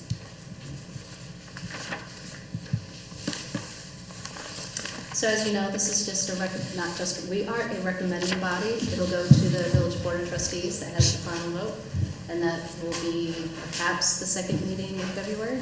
Yes, so I believe that is the 15th? 15th, yeah. Yes. 15th of February. 15th. We usually don't have a crowd, this is awesome. On to, we don't have the old business, so we'll move on to new business, a discussion and recommendation to staff on possible changes to regulations on attached garages. Okay. Dr. Epp? I provided you guys with a bunch of additional information, and I'll walk you through that in a couple minutes, but just to kind of give you a little bit of background, a refresher on the background of this. This stemmed out of our meeting with the National Park Service and the Illinois Historic Preservation Agency as they were out here over the summer, and then some discussion that happened with the Preservation Commission. So they expressed some concern about the use of front-facing attached garages and the impact that it is having, or could be having, on our national landmark designation, which is defined as our parkways, our parkway system. So, as the Preservation Commission discussed it, their main issue with that is that not necessarily on an individual basis, but in the aggregate, there is an impact on the front-loaded garages, on the character of the neighborhood, and on our landmark designation as a whole. They stated that Olmsted's plan talks about the life of the street and inviting strolling and conversation, and by changing the focus to vehicles by placing the garages in the front, it's changing that purpose and character. Their major objection concern focuses on the preservation of our general plan, and the original design by Olmsted was to minimize the view of pavement and maximize the view of the green space. Our streets are depressed, the sidewalks are depressed and winding, all trying to emphasize more the landscape and the front yards and the parkway. Additionally, I don't know if I've shared this with you before, I think we did as we talked about our street yard discussion, and that originally there was actually in the contract as lots were sold that there was a minimum setback. So in no case could you build your house closer than, I think it was either 30 or 35 feet. So that's why you see a lot of those larger setbacks, as that was part of the agreement when you were purchasing a lot from the Riverside Improvement Company, that you were not going to be building anything closer than that amount. So, they kind of felt like this introduction of the large amounts of pavement into the front yard is taking away from sort of that bucolic character, and that, a one-off doesn't necessarily have a huge impact, but when you start seeing more of them, it starts to escalate. So we took this recommendation to the village board, and the village board did ask for staff and the Planning and Zoning Commission to take a look at this issue of attached front-loaded garages. So I have taken a look and surveyed some other communities in the Chicago area, both in Cook County and outside of Cook County, and looking at towns that either have historic districts or that are older historic communities to see how they're regulating attached front-loaded garages. And I provided you with a copy of that survey so that you can kind of see what different communities are doing in regards to regulating these. So we looked at towns like Downers Grove, Glen Ellen, Wheaton, Geneva, Clarendon Hills, Hinsdale, Western Springs, Oak Park and River Forest, as well as Naperville. And some of the things, the trends that we observed are that none of the communities surveyed prohibited attached front-loaded garages. I suppose I should premise that on, that's kind of what the Preservation Commission would like, but they understand that that's not a very palatable thing to want to do. So, but none of the communities actually prohibit attached front-loaded garages. Many of the communities incentivize detached garages by either providing floor area ratio or lot coverage or building coverage bonuses for detached garages. Only a few communities had attached garage standards. Those that did had standards that were fairly similar to ours, where they limited the garage either to a certain percentage of the house or to a certain maximum width number. Some of them required a minimum setback from the front elevation of the house, and many of them limited the number of garage doors or the size of garage doors that could be used for front-loading garages. What Riverside is already doing, we are already limiting the width of front-loaded garages. We limit it to 50% of the width of the front facade of the house. We already limit the size of garage doors. They're limited to 9 feet in width, so you can only have a one-car, one bay wide door. So if you have a 2-car garage, there's going to be 2 separate doors as opposed to the, as opposed to the one, large wide door. We also restrict attached garages from projecting more than 5 feet from the facade of the building. What we don't do is we don't regulate floor area ratio, but we do have building coverage restrictions. We do have impervious coverage restrictions. So if we wanted to do some sort of incentive, we would have to be looking at building coverage or impervious surface versus floor area ratio, because floor area ratio isn't something that is really part of the ballgame here at Riverside. Additionally, we do not provide bonuses or exceptions from building coverage or impervious surface for detached garages or for side or rear loaded attached garages. So there's nothing written into our code that accepts those out when calculating building coverage or allows you to have more if you choose one type of garage versus another. So in addition to that background, I thought it was kind of important to provide you some context. So I provided you with some other additional information. Some of it is permit data information. I think it's important to kind of know what's actually happening in the village. So I provided you with a little table that shows how many new construction permits we've been issuing over the past 10 years. So it breaks down from 2008 to 2017, the number of new single-family home permits that we issued each year. So since 2008, so over the past 10 years, we've issued 22 new single-family home permits. 8 of those permits were issued between 2008 and 2013. 14 of those permits have been issued from 2014 to 2017, so in my tenure here. Additionally, I kind of provided you with a permit comparison, just kind of looking at my tenure here where I've seen kind of things ramp up at the beginning and then they're kind of starting to slow down a little bit. So 2014 to 2017, additions versus remodels versus new construction. So you can see a majority of the permits that we're doing are for remodels. Now, some of this is a little bit skewed because in remodels we include like just a kitchen remodel or a bathroom remodel. So, and it's a little hard to parse that out, with our system. So, taking into consideration that some of these are smaller jobs, I kind of try to just look at the value of the job.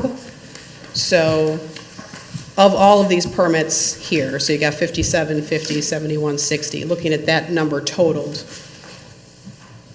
41 of the remodeling permits were of values over $100,000.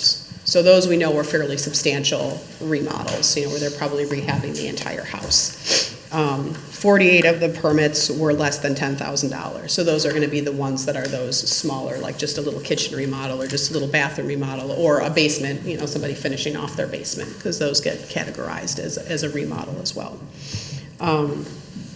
So that leaves us with about 144 permits that are in that in-between that are, you know, not necessarily major remodels or rehabs, but some sort of, you know, maybe a combination thing happening.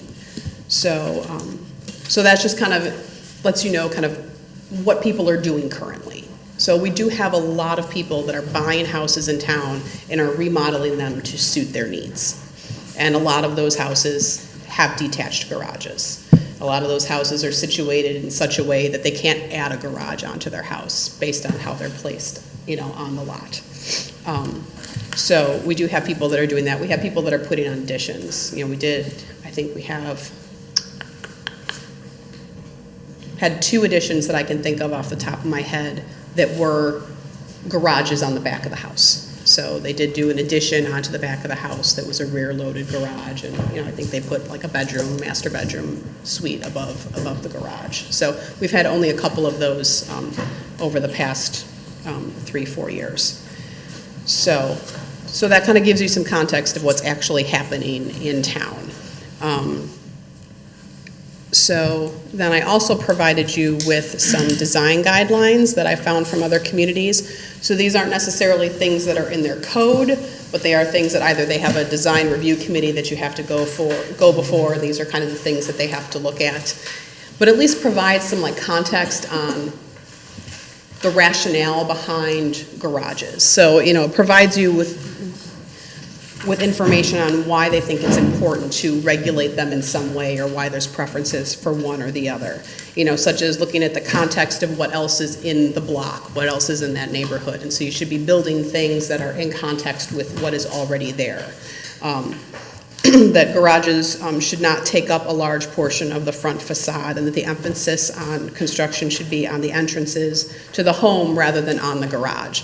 So again, that's why they put these different design standards and things, setback requirements on attached garages, is so that we're de-emphasizing the garage and emphasizing more the home part of it, and making that, that front streetscape a little bit more inviting. And again, you know, they all talk about, you know, fitting that context of the neighborhood development. So, you know, some of them will say, you know, if you're going to do an attached front-loaded garage, then it needs to be consistent with what the widths of other attached garages are on there. So if every other attached garages on the block are just 1-car garages, you don't just get to have a 2-car front-facing garage in those communities. So other things they talk about are encouraging things like single bay doors, which is what we do. A lot of them suggest recessing the garage from the main facade, which is what we prefer, but it is not what we require. So our code just says that you can't project from the front facade more than 5 feet. It doesn't have a requirement that it has to be recessed. So that kind of some of that information that I provided you. And then I also provided you with pictures of the new single-family homes that have been built in town over the past 4 years. So you have pictures of all those new single-family homes that were built in 2014, 2015, 2016, and 2017. At the very back, you have 2 pictures of houses that were built that I was able to kind of find and get a good picture of, because it's a little rainy outside and cold, so I'm sorry, I don't really want to go out and be snapping pictures. But I was able to pull off of Google where you kind of actually see them. 2 houses that were built, I think one was built in 2008, one was built in 2010. So, but they are, you know, are kind of in that range that I gave you of single-family homes that have been built since the recession. So you have a couple of those on there as well, and you can see. So these were all used using our current zoning code, and I think as you can kind of see, most of them build exactly what the code lets you build. So almost all of them have either the garage completely in line with the front of the house or bumping out 5 feet. You know, they all have the 2 bays. They do, at least most of them, you know, have the roofing and provide dormers and things like that above them. They have the lights in the, you know, the windows and the doors to provide, you know, make it a little bit more aesthetically pleasing. I also provided you with the elevations for some of the homes that are either under construction or are currently under review for new single-family homes. So those are those larger sheets that you have. So we have 2 homes that are under construction right now, one on Nuttall and one on Lionel. And the one on Nuttall is a little bit different. They did actually separate out their garage. So it is a 3-car garage, but it's 2 separate garages. So they have a 1-bay side load garage, and then they have a 2-car garage that's set back. So it kind of makes like a little courtyard area there in the front. So the 2-car garage is set back probably about 25 feet, maybe 30 feet from the front facade of the house. And then the garage that is side-loaded obviously is basically in line with the house. I think there's a little bit of a porch overhang that happens with it. But since it's side-loaded, you're seeing, you know, the window, the garage, you're not seeing the door of it. So, but it is not projecting any further forward than the main part of the house. So that one's a little interesting, a little bit different than what has typically been done. There was one house that is, you know, that was built, I want to say in 2014, 2015. And that one they chose to do, it's just a 1-bay garage, but it's a tandem, so you can pull 2 cars in. So they don't have that 2-car garage there at the front. It's recessed back a little bit, and it's just a 1-bay garage. So they did something a little bit different. The other 2 that are on there are, you know, fairly, that haven't been built yet or under review or being built, are fairly typical of what else has been built recently. So, just so you kind of have, again, some context of what is actually happening in town with new construction. Another one that you have on there is one that's under review. The house has not been torn down yet, but it does have an existing detached garage that is in good shape, and the developer is planning on keeping that detached garage and just building a new house without an attached garage. So in that case, you'll see in that elevation there that it doesn't show an attached garage, because they'll just be utilizing the existing one in the back. That's the house on Woodside. Yes, that is the house on Woodside. So, and again, those are draft plans, they're under review, they haven't been approved yet, but at least it gives you something to see on kind of what's in the hopper, so. Did you see any discussion in your research about how it was determined whether or not the garage should be 5 feet in front or in line with the facade or in back? It kind of varied. There didn't necessarily seem to be a rhyme or a reason, but those that had design standards or design guidelines, you know, either in their comprehensive plan or in their code, those are the ones that tended to have a requirement that it be set back versus allowing it to project. Those were the ones that tended to have that it be recessed from the main facade. Design guidelines or intent being more of a comprehensive, this is what we want things to look like. Right, like they've, you know, in a lot of cases, communities have put together plans or design guidelines in response to tear downs and infill development. And so they've created like a specific plan, and then their code then references that this, you know, in this area, either being overlay district, or in this case, if it's a tear down, you need to follow this code that was adopted by separate tear down code or whatever they want to call it. You have to follow these guidelines. So, so that's kind of where I found things. But I think a lot of the design guidelines you see do require that they be recessed a minimum of 5 feet. That's fairly standard. You know, even looking like outside of Illinois in, you know, down south, out California, out on the East Coast, even up in like Madison or in Minnesota, there is a preference for them to be set back from the front facade. if they are going to be front-loading. Looking at the table you provided, Sonia, Mhm. Oak Park and Wheaton are the two communities that require front-loading garages to have a 5-foot pushback. Yes. The others, I don't think they'd require that. Right. That's why I invited about 10 local builders and architects to attend our meeting, because they might be interested in the discussion, and they might have more information about what the market would bear, or whether or not builders and architects would be in favor or not in favor of incentives and disincentives, so that's why we have an audience tonight after our public hearing. So what is it that you're looking for from us? Well, what we need from you is to have a discussion about this and see kind of which direction do you want to go. You know, do you simply want to, you know, is a change of just saying, let's set them back let's change it from a 5-foot, maximum 5-foot projection to a minimum 5-foot setback?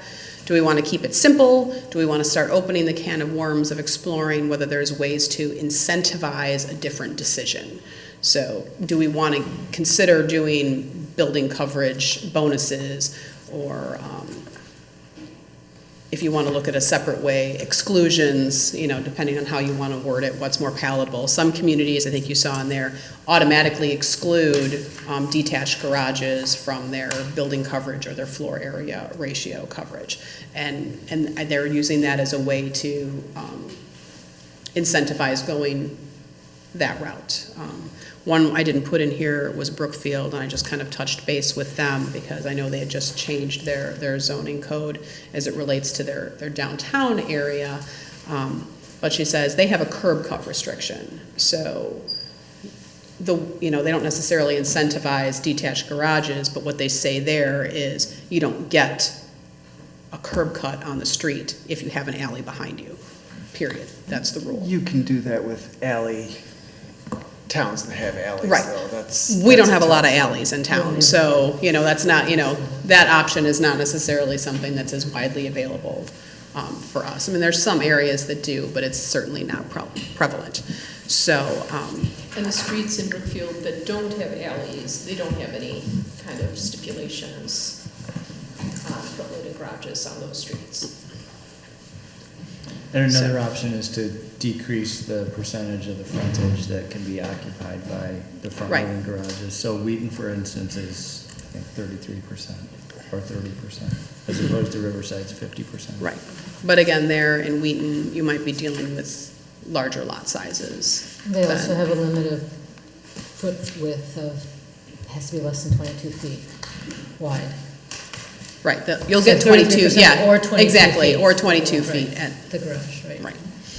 So they've limited, even if they have a very wide lot, you can't have a 4-car garage. Right. Facing, right. Have you seen because of our impervious restrictions, have you seen a reluctance to have rear garages because of the extra driveway that then necessitates extra impervious, so you're kind of in a take one, I give don't and think the take rear situation? garages has been as much of an issue with impervious surface. The hard part with the rear load garage that I get the most pushback on is, and it's somewhat similar to the detached garage argument, is that I'm losing backyard.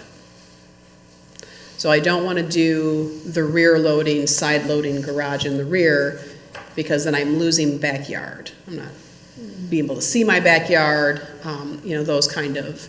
those kind of arguments. So it's not even, if they can accommodate that, it's not even an impervious issue. It's more of a functionality, what the preference is for being able to utilize or see your backyard is more of where the pushback I get from that is. A lot of our 50-foot wide lots are certainly not going to be able to accommodate a side load garage closer to the front or right on the side of the house, because you have to back up, your garage itself is going to be 18 to 20 feet deep. I mean, you think a standard parking spot is 9 by 18 feet. So if your garage is 18 feet deep and then you need to pull out of it and be able to make that turn. make that movement to be able to pull out of your driveway, a 10-foot wide driveway is not necessarily going to accommodate that movement. So then you need a wider driveway to accommodate that as well. So I think our lot width restrictions preclude you from doing the side load garage easily, more so than our impervious surface restrictions do. So if you want to do that garage, then, and you're on a smaller lot, then you're putting it on the back corner of your house. The driveway's coming all the way around behind your house to be able to access it. And then your backyard is then beyond that surface. So that's more the discussion that I've had with people about that, when it comes to like additions and things like that as well, so. Can I ask a clarifying question on the side load? I've seen instances of houses where the side load is well in front of the front facade, so the whole garage is coming out, but the doors are facing sideways, so you're driving in, turning in front of the house. Is that prohibited by the current code? Yes, because your garage is not allowed to project Right. more than, it says for side loaded garages as well, they're not allowed to project more than 5 feet in front of the house. Attorney Mars, I think that also would get us into the large swaths of concrete. Yes. Exactly, in the front so- yard. But not necessarily, I mean, there are side-loaded garages that are done attractively. I mean, there's a picture in one of these documents that you provided from a community or National Register or somewhere. If you have a side-loaded garage and it's in the front of your house, and you have sort of a courtyard, and you have a yard in front of that courtyard, it can be that yard could be as wide as, say, a car length. So even if a car's parked in front of the garage, you don't see it. It all depends on the kind of landscaping or walls or hedges or things like that are used. It can be done without seeing a wide expanse. And then when the driveway comes out to the street, you have your 10-foot wide driveway. And I have seen that. But I think the overall concern is the increased concrete in the front of the house. I mean, we're looking for landscaping, grass in front of the house to be consistent, and wasn't that the concern That was part of articulated? That was part of the concern articulated by the Preservation Commission, was that definitely the increase in the amount of pavement in the front yard was a concern with the front loading garages. The other concern was just that when they're front loading garages and facing forward, it's just so much of the emphasis or the focus of the house is on that garage versus the rest of the house. And I think you can think of that in some ways is typically this is happening on a 50-foot wide lot. So you take our setbacks of 5 feet, you're taking away 10 feet then. So you have a 40-foot wide house at most.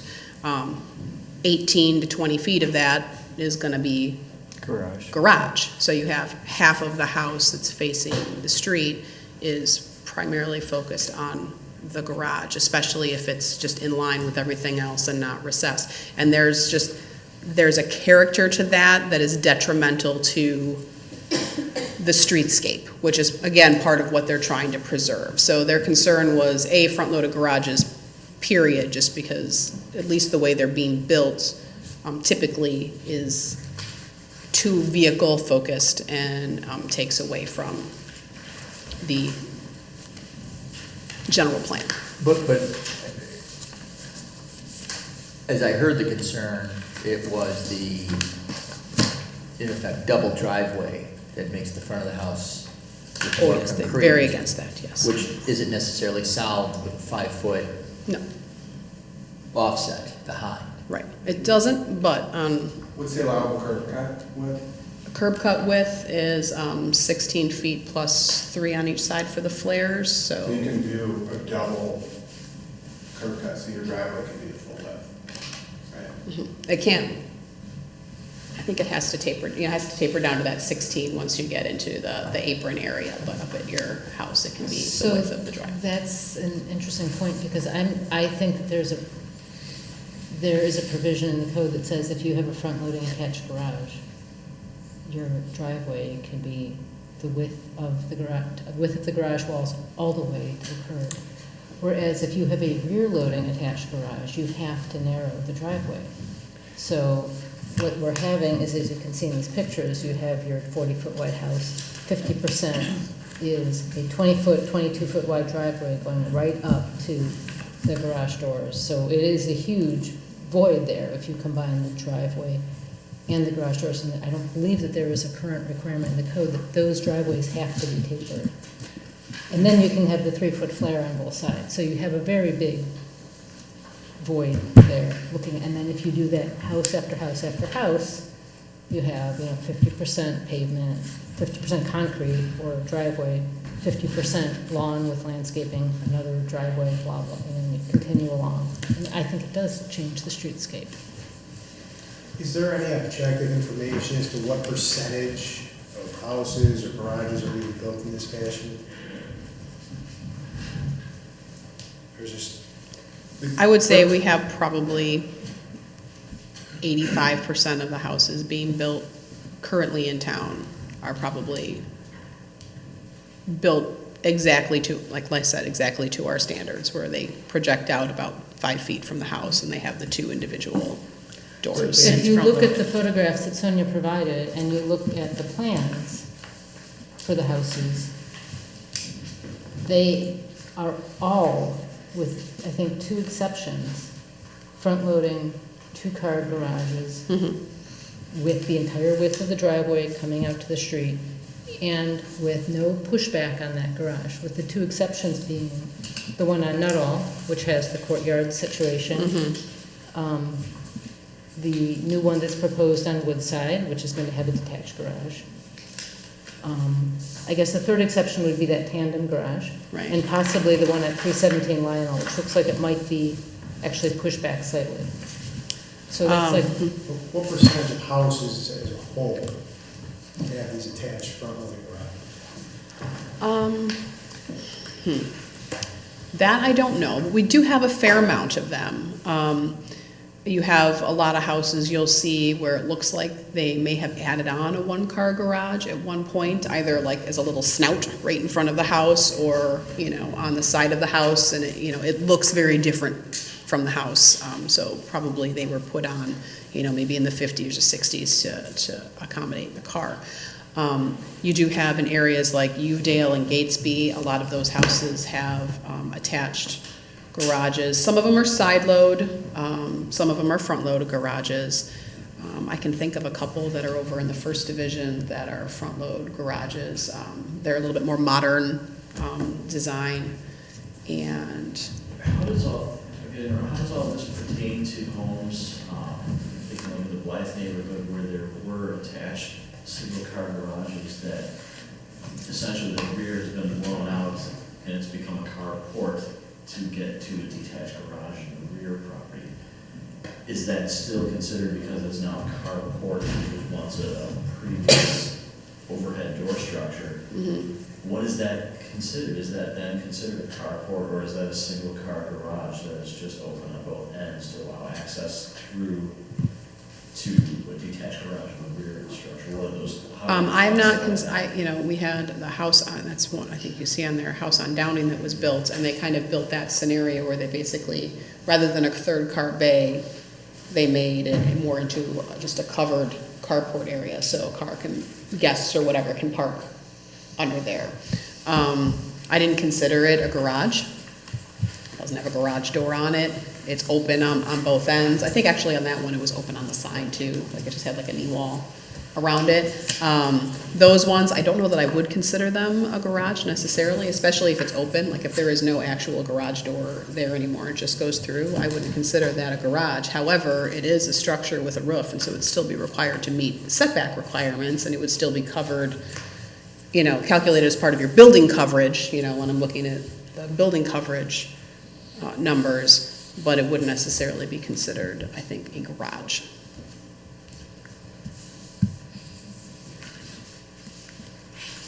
So we were asked to consider sustainability in this discussion, the trade-off between pavement to get to a detached garage in the back of the yard. And I did provide you with a couple of articles on that, and I can kind of summarize that a little bit as best I was kind of able to tell.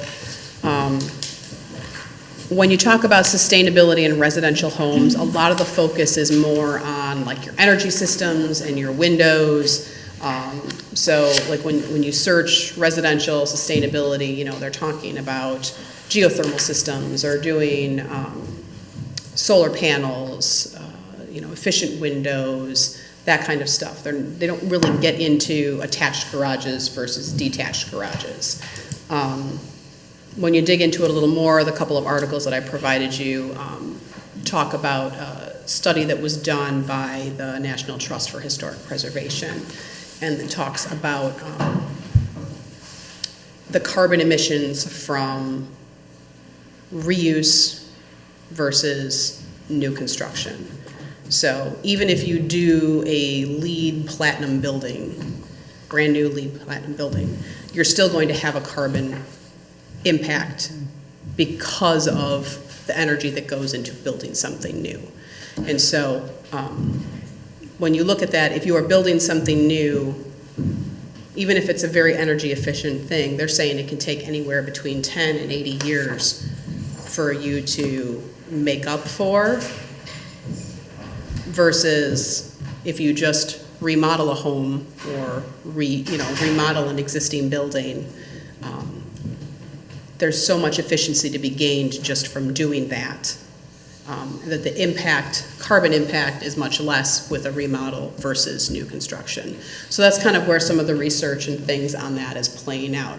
Again, they're not getting into detached versus attached, but I think as you look at that for Riverside, most of the existing homes in town, for the most part, not in all cases, but we have a lot of areas where it's just 50-foot wide lots. You get into some of the R1AA areas, and you're going to have 60, 75, 100-foot lots. And maybe in that instance, there's a little bit more flexibility to be able to add on an attached garage if you wanted to. But if you're on a 50-foot wide lot and you have an existing house, you're fairly limited in being able to put on an attached front-loaded garage. Maybe you can accommodate a rear-loaded garage in the back, but for the most part, if you're buying a home in town, if you're not going to tear it down, you're going to be dealing with a detached garage situation. So the opportunity for attached garages for existing homes is fairly limited.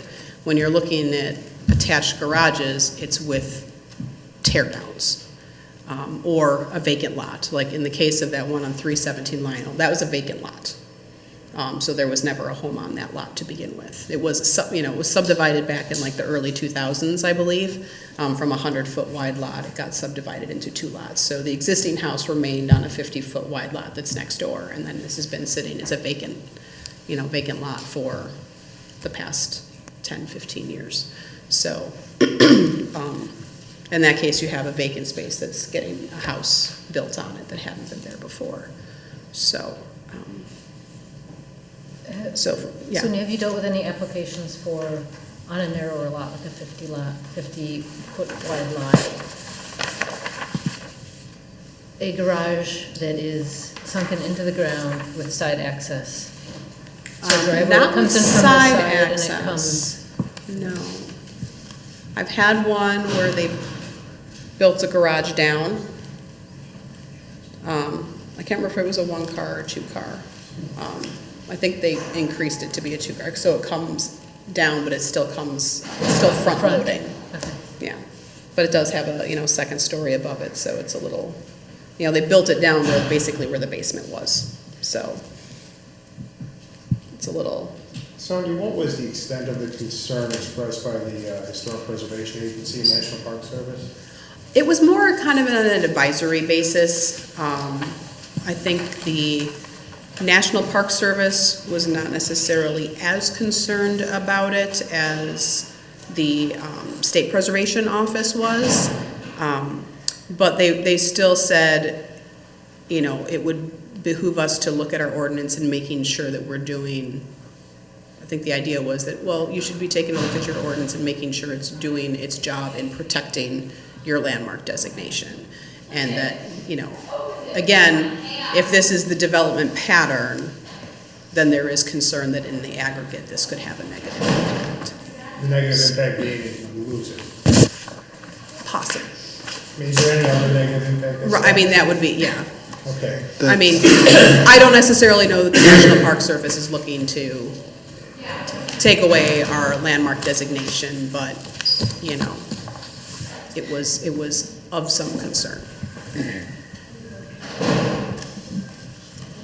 But it is to the negative impact of kind of removing what was making, whether they take the landmark designation away or not, there's an aesthetic that gave us that landmark designation that this is impacting negatively or, you know, kind of removing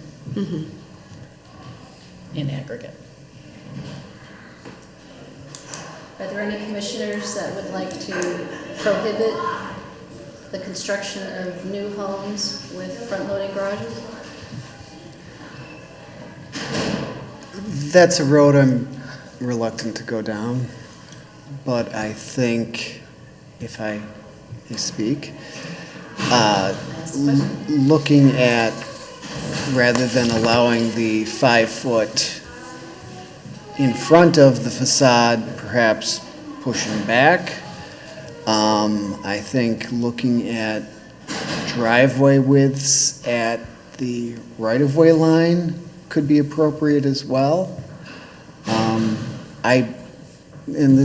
My memory may be faulty here, and you can give me a hard time for that, but I thought that the rules on driveway dimensions were somewhat contingent on how far the face of the garage is to the right-of-way line.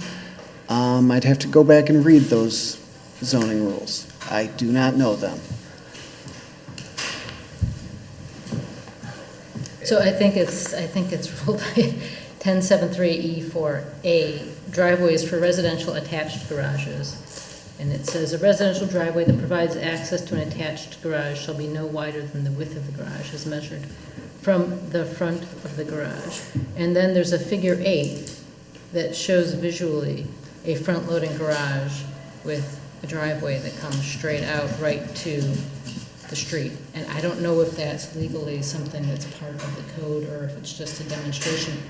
But from looking at these pictures, it's basically what everyone has done for the last few years in building these front-loading garages. They come straight out. And then you have this one. There's, sorry, go on. Right, and then you have 844, but, which says private driveway shall not exceed 10 feet in width between the sidewalk line if in existence and the property line of the garage, provided that in the case of a 2-car attached garage, the driveway shall not exceed 16 feet in width between the sidewalk line and the absence of the sidewalk between the property line and the garage.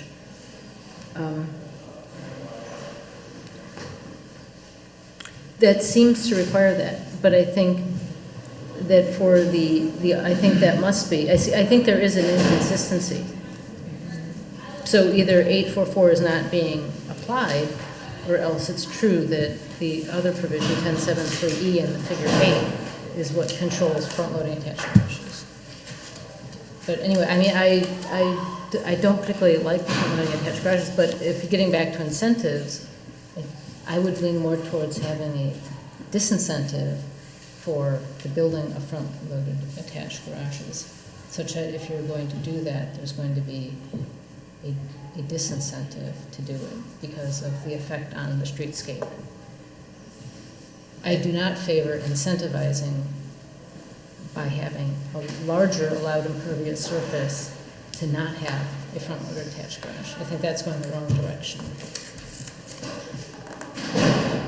And in my mind, there needs to be a solution to the concrete coverage in the front of the house. So is that solved through a greater setback for the front-loading garage, where you would have a smaller initial driveway that flares out?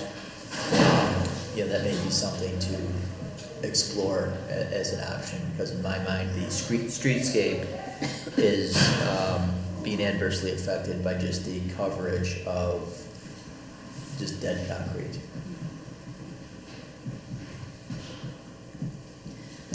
I agree. I'm not inclined at this point to propose that we ban them.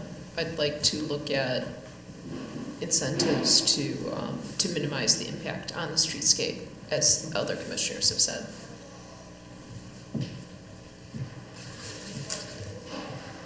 Testing your memory here.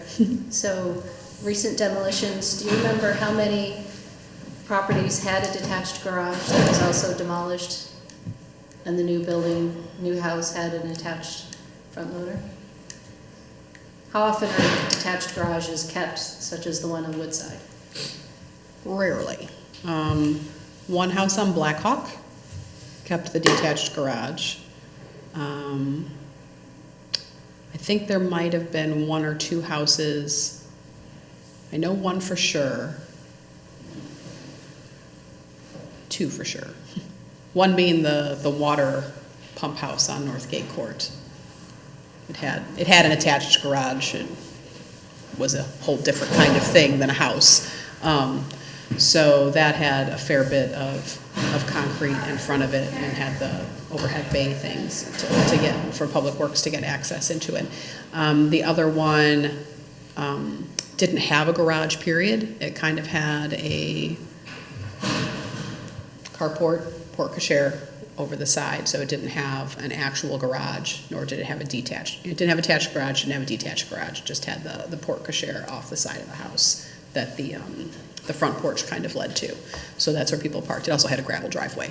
So that was torn down and a house with an attached, two-car attached front load garage was built. I can't think of any others. Riverside Road put in a garage in the back.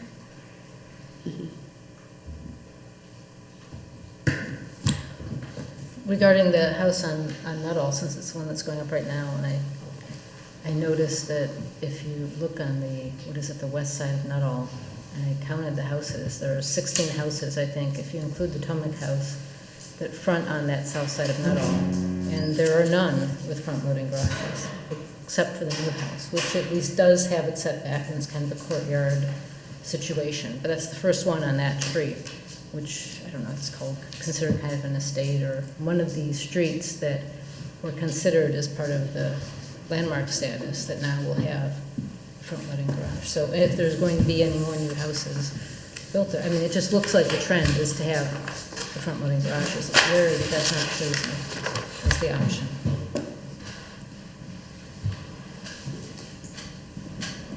To that point. Can you go to the podium, please? Sure. And I would like to hear your opinions on incentives and disincentives. Well, I think you guys have touched on most of the issues at play, but with new construction and with our current sort of modern mindsets in most people's heads, they want their garages attached. They don't want to be walking 20, 30 feet in sub-zero temperatures to get to their back door. That said, I'm not a big fan of front-loaded garages, but we are requested to do them a lot. So, but to that point, I mean, Western Springs, I know, incentivizes detached garages, or did the last time I did a house back then. And they reduce the penalty of the FAR so you can actually build it more to your house. And I know we don't have an FAR, and I actually applaud our town for not having an FAR, because I've seen 3-foot swaths underneath ridge boards, the length of a roof counted in FAR, even though it was completely inaccessible. So, I mean, FAR is kind of a weird thing to deal with. But I do think the incentives could work to encourage detached homes, but very few people want to walk any significant distance from that garage to their home. So that's one challenge. The second challenge is the impervious surface increase. I mean, it's becoming, every time we submit, we're now, whether it's here, Brookfield, we start reaching 300-400 square feet. We now got to get a civil engineer involved to do a grading plan, water management plan, and pretty soon, at one house in Deerfield, we were able to do it front, but it accessed from the side. But all said and done, with their water demands, we had to put an $80,000 water retention and recharging system under the driveway. So we are getting into those areas where water management is a big deal. So if we detach it, and if you do detach it, most people want to push it as far back to leave as much rear yard close to the house as possible for visibility from the kitchen, from family rooms, what have you. So that gets tricky.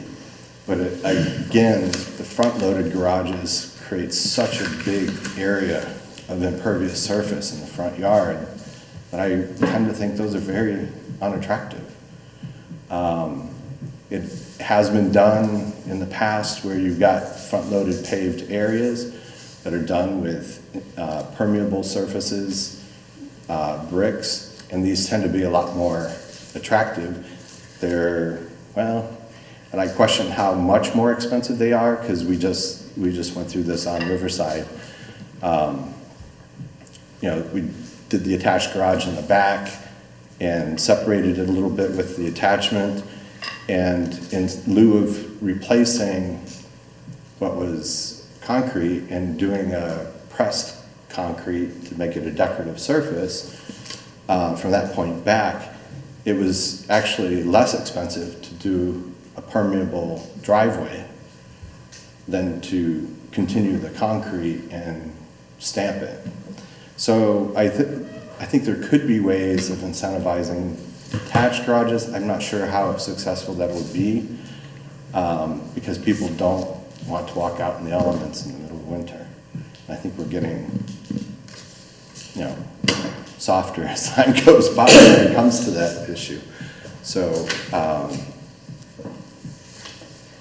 but also most of these other townships that we do work in, they neck the driveway down before you get to the sidewalk. So whatever the maximum driveway width is, that's where it has to, that's where it's measured when it hits the sidewalk.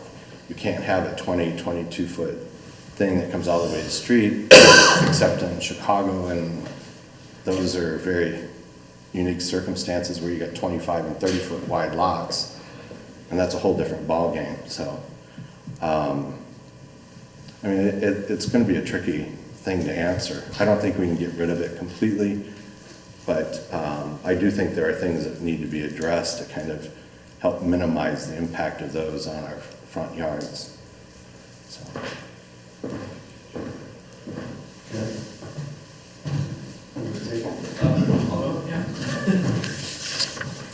I just have I just have a couple of things. You know, Greg summed up a lot on it, and I think you've all discussed it quite a bit too. Impervious versus permeable is big in town, and that can kind of be a stumbling block for a lot of development opportunities that are kind of happening in town when it comes to doing any type of residential additions, renovations, new construction, that sort of thing. The notion of permeable pavers came up, and I think, at least in my interpretation and my investigations, it's not very clear. You know, we could talk about incentivizing and providing better, you know, for a detached garage, you know, more impervious surface or permeable surface. I couldn't find a whole lot with strict definition to permeable paving materials. I think we were defaulted once in a recent project to look at what MWRD recommends for their permeable pavers, and that's really, on their standards, it's drivability. It's like the parking lot that's next to the athletic, whatever that place is over there, right near St. Mary. You could drive on that. I think we're talking about putting a picnic bench and barbecuing, not parking a Suburban on that. So I think maybe if we had more clarity as to what could constitute impervious surface, that might be a big challenge for the commission. The other thing too, and it came up before just kind of briefly, is that a lot of the communities that Sonia put together in the memorandum, I'm picking on Oak Park, they have alleys. And so a lot of these communities that have alleys, well, you have a detached garage because it's accessible off the alley. Riverside doesn't have a lot of alleys, and if they do, it's not really larger single-family homes, it's more multi-family units, that kind of thing. So we are kind of, you know, stuck more or less with accessing our homes from the streetscape. I think by narrowing, you know, as it came up, by narrowing the curb cuts and flaring towards a garage, I think is going to be helpful. Another point I wanted to make unrelated to that is a lot of rear yards and water, you know, water management, as Greg brought up. our streets are lower supposedly, and our sidewalks are lower, and it maintains this bucolic view and all that. I'm not sure I 100% buy into that. That's my own preference, my own idea. A lot of our yards, and it's happened especially in the last 10 years, when we see these storm events, a lot of our rear yards tend to flood, and flood heavy. That being another reason why some people don't want to have a detached rear garage other than walking from the garage to the house and all that. It's almost it's almost expected now with new construction. If you're buying a new home, well, why would I want to walk outside when I can walk inside? So I think that's what's sort of driving that. But the fact that we do flood, and we are a flood-prone town, does kind of make people consider an attached garage, whereas they could, if they had the option of one or the other, they would go with attached for many reasons. But I think flooding is another big one to consider. I personally am not a fan of front-loaded. I think it kind of does go against the historic nature of our town. There's mention of the preservation of the general plan and the bucolic character and everything of town. To some extent, yes. This was a town that was developed at the end of the last century. We've evolved as people. We've evolved as technology works. The motor vehicle, there were horses, and there were, Model Ts or whatever they were.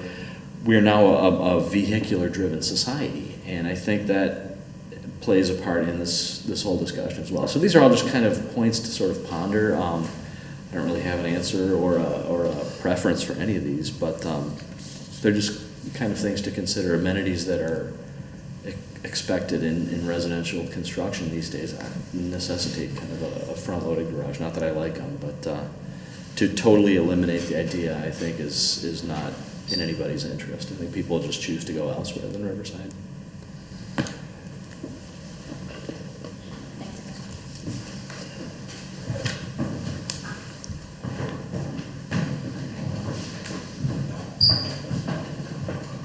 All right, I'll try and speak to this a little bit.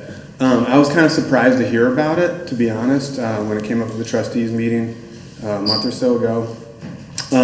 It's never been something that's popped into my head as being a big problem in the village of front-loading garages. When we first moved here almost 5 years ago, I never went through the town and said, oh, there's way too many garage doors. It's kind of part of American life, so you're kind of used to it, and none really jumped out to me. Similarly, when I bring friends or family through town, I think what people notice the most is the meandering streets and just the significant diversity in the housing stock. So I think when you talk about preservation, all of Riverside is not Scottswood Common. It's not all Victorian homes. We have Frank Lloyd Wright's, Zooks. We have fabulous mid-centuries. We have a lot of housing stock that's kind of a result of those generations. And for the most part, it's done pretty well, but there's also a lot of not so great houses, but those are kind of in the background behind the great houses, right? To me, it's never really seemed like a really big issue. As an architect, I kind of have a problem with a municipal prohibition on a design element to say, no, you can't do that, we don't like that, because I kind of like the community to instill the trust in the design community and the creativity of the residents as well, to say, hey, I really like the function of a front-loading garage, but I think that they're can be really ugly. Let's come up with a nice way to do this. I like to put a lot of faith in that, and kind of like to hope that we can solve it in a nice way without saying you just can't do it.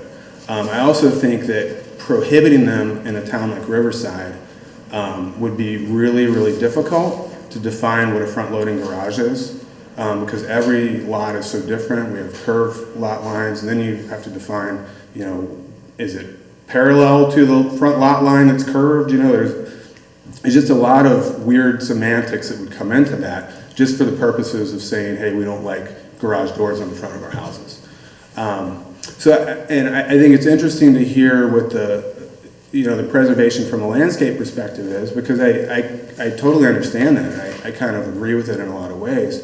And I think that what we're speaking to, for the most part, is that it has to do with that relationship to the street, not necessarily that surface of the garage door. It's that curb cut and that big driveway cutting through, which I think the first time I looked at the ordinance and saw that you could do a driveway that wide, I'm like, sweet, I had no idea we could do that. That's kind of wild, because it doesn't really seem that appropriate for what we're working with. And I think if we do come up with some rules on the curb cut and then tapering it, that by default is going to disincentive putting an attached garage on, because you're going to push the house back a little bit. And then all of a sudden, your front load garage, which is 30 feet from the lot line or pushed to the setback, is going to be inherently designed to be pushed back a little bit. So you have a more generous front yard. You're going to have that taper, and I think that it may balance out in some ways by just dealing with the, the function of the car working. So that's kind of my 2 cents. Thanks.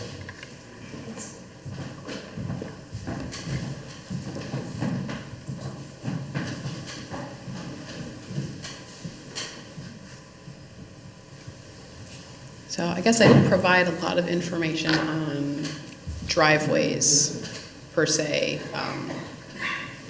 in the information that I provided you. I think some communities did have restrictions on a maximum square footage of driveway you could have in your required front yard, and that was one way that they dealt with the amount of concrete and the size of the garages. Then, front-loaded garages you could have, because that does somewhat limit it. So if you do have a 3-car garage, you're going to have to taper it down in order to meet these minimums or maximums that they've put in there. Other communities have similar to what they've said is a maximum curb cut width or a maximum width at the property line, like we have for detached garages, where you have a maximum 10-foot width at the property line or at the sidewalk. So those are other things that we can explore as well. You mentioned the setback from the garage, and I think similar to what Dave said, if we do require the attached garages to be recessed from the front of the house, if we do minimize how wide your driveway can be at the property line, I think that does start to allow for that narrower driveway that can be up, and then it can gradually kind of come up to meet the garage, but then it also is pushing that garage back further. So again, it's further from the street. So there's kind of that give and take with that. When it comes to detached garages, we do have a restriction that detached garages cannot be closer than 10 feet to the principal structure. Other communities only require 4 or 5 feet, and I think that relates more to the building code. I think there's firewall or some sort of fire rating that comes into play with a detached garage and a principal structure. So some communities allow that shorter distance. Our code was written to require that 10-foot separation. But if somebody does a detached garage and it can be as close as 5 feet to the house, then maybe that makes a detached garage more palatable because it's closer to the house and they don't have to walk as far to get into the house. I don't know. That's something to think about, just as kind of people are talking about people's preferences. So those are just some things to think about and what our code says in regards to driveways and detached garages versus what some other communities are doing. How does the code relate to or define like a covered breezeway between a detached garage and a principal residence? We do have allowances for breezeways. I can't remember exactly how they read, but I don't believe a breezeway does not make a detached garage an attached garage. So you can have that detached garage with that reduced setback and have that breezeway connection, but there are some restrictions on. But that would still count as buildable area if it's on the roof? I think so. I don't think it specifically excludes it from building coverage, but it doesn't make if you want to do that, it doesn't suddenly make your detached garage an attached garage and then bring it not into conformance. So you have that ability to create a breezeway if you want to, per our code. But would there have to be restriction then on adaptive reuse of a breezeway to make that a habitable enclosed space, which would then, because it happens. Right, yeah. It'd be a closed breezeway ordinance. Could be in the future. I know that other towns. Can you go up to the microphone, I'm please? sorry. Maybe to do a casual conversation. With regards to breezeways, I do know that, and I've run into this where people have wanted to make the breezeway part of an enclosed space because it's habitable, usable space. The issues we run into, and I've run into this twice, Open Orange Grove, were that the breezeway was that. It was just a roof connecting to, you know, an accessory structure with a primary structure. In order to enclose that, it had to have a full foundation under it to be habitable, and so it became an issue of underpinning and undercutting and pouring new foundation, all of that. So at that point, that's when it became, I guess, an attached garage by default, but it never really became an issue. So that's just one more point to think about and somehow address as it comes up, if it ever comes up.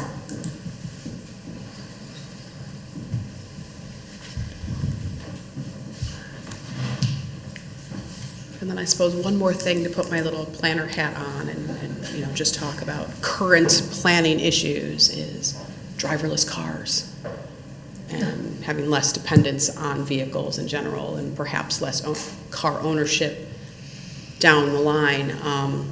That if we have driverless cars, the demand for attached two-car garages, things like that, we could see conceivably in the next 10 years, 15 years, 20 years, a significant decrease in the demand for the number of vehicles in a house. Even Uber and Lyft have supposedly encroached into that a little bit. A little bit. We're Still waiting. puts a lot of cars on the road, but but yes, I mean, you have seen that decrease or allows that certain flexibility now for people to go down to a one-car family. It releases that economic demand to have two cars for a family, and that's even more so if the driverless car thing takes off, which they're saying in some form or another it's going to happen, whether it be for taxi services or for your personal car, whatever the case may be. That you kind of have to look at things, and so when we're looking at parking requirements for new commercial buildings and things like that, that's something we're being told, as planners, that we need to take into account for, is that parking demand might be a lot less, 10 years from now, but we're building all these things with these extravagant parking requirements. So, those are just some things to think about, and in context of this as well as from a personal vehicle standpoint. How long is this demand? Right. That's something to think about as well. We could see in, 50 years from now, these houses, brand new houses with two-car garage attached on them being torn down to build something else that meets the needs of the new modern person. So, it's all kind of temporary. Could there be property tax deductions or reductions if you are riding bikes?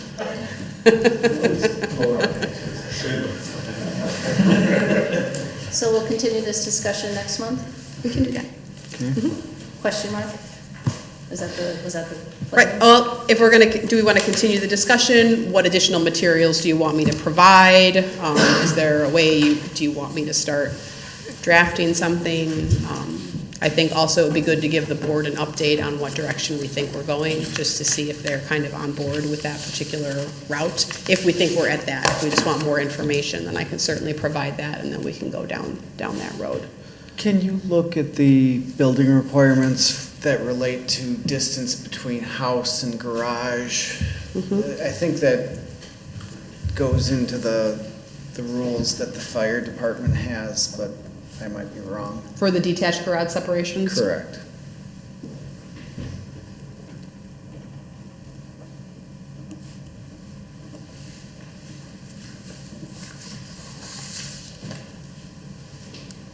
And then I can double check on the driveway with restrictions and the curb cut sizes as well, just to double check what the Public Works Department has been requiring and checking with these new curb cuts.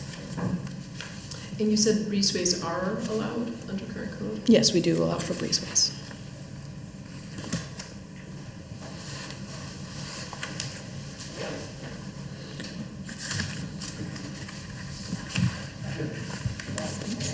With regard to the breezeways and this issue of fire separation, I'm just curious, like, we allow breezeways, But if we are having minimum distance requirements, how has that affected the fire separation? Because if they are still attached structurally, the fire is just gonna walk down the breezeway, you know, on that structure to the main house. The whole purpose of the separation is to try to minimize that fire jumping from one location to another.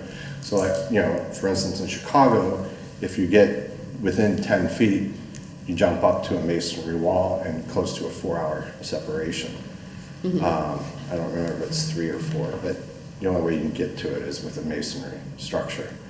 So, you know, that's why we attached the one for a number of reasons down here on Riverside, because A, we wanted it to be a contiguous building, but, you know, getting heat from one place to another and all this kind of stuff. We put a foundation, all that kind of stuff went into it, so it wasn't a breezeway. It's actually an attached garage because there's actually space, habitable space, heated space, conditioned air that's between the two. So Mudroom, as I recall. yes.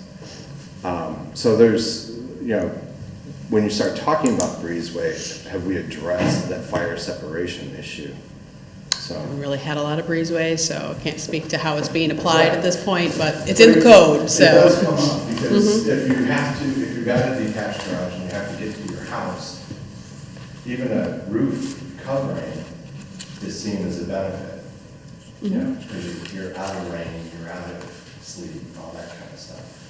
But it doesn't mitigate a fire separation definition, you know. Right, well, the way the zoning code is written isn't a fire code separation issue. It's just the zoning code says a 10-foot separation. I know the building code has requirements, so if you're within 4 feet of a house, they have to provide the 4-hour fire rating or whatever it is. I think that's more of an international building code, residential code requirement, so. But our zoning ordinance overrules that because our zoning ordinance says you have to be 10 feet away at least. So you can't like provide the 4-hour rating and be 6 feet away without getting the variance. Anyways, so as it stands, if we were to rewrite things, then we'd have to be looking at the building code issue. How it pertains to breezeways, I'm not exactly sure how they apply that building code wise.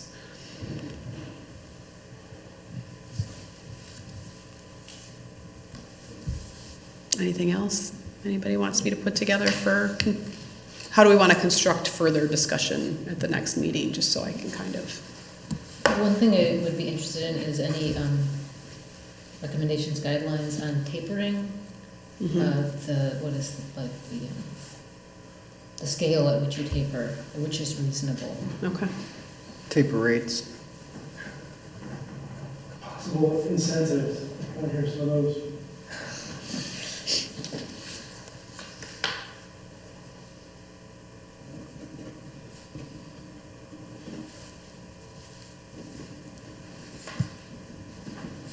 And perhaps recommendations for, you know, at what point also do you start tapering?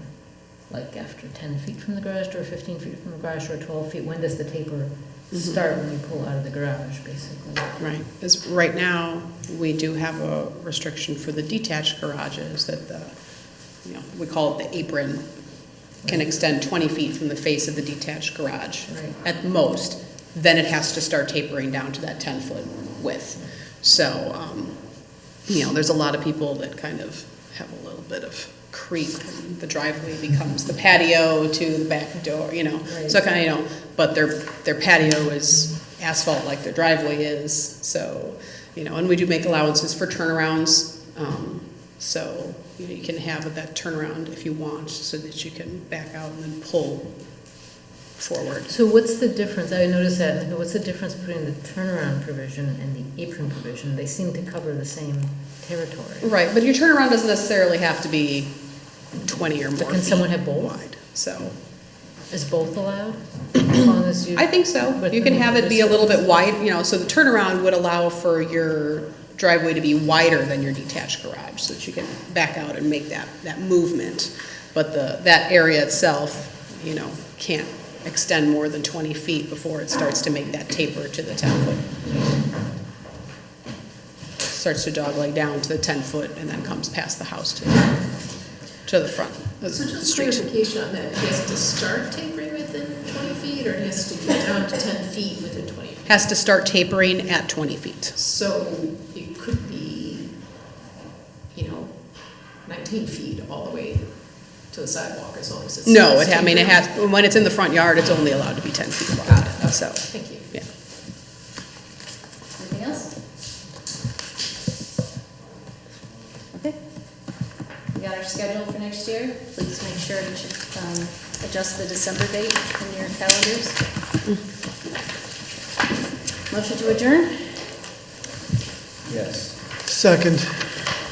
All approved. Aye. Thanks, everyone. Thank you guys for coming.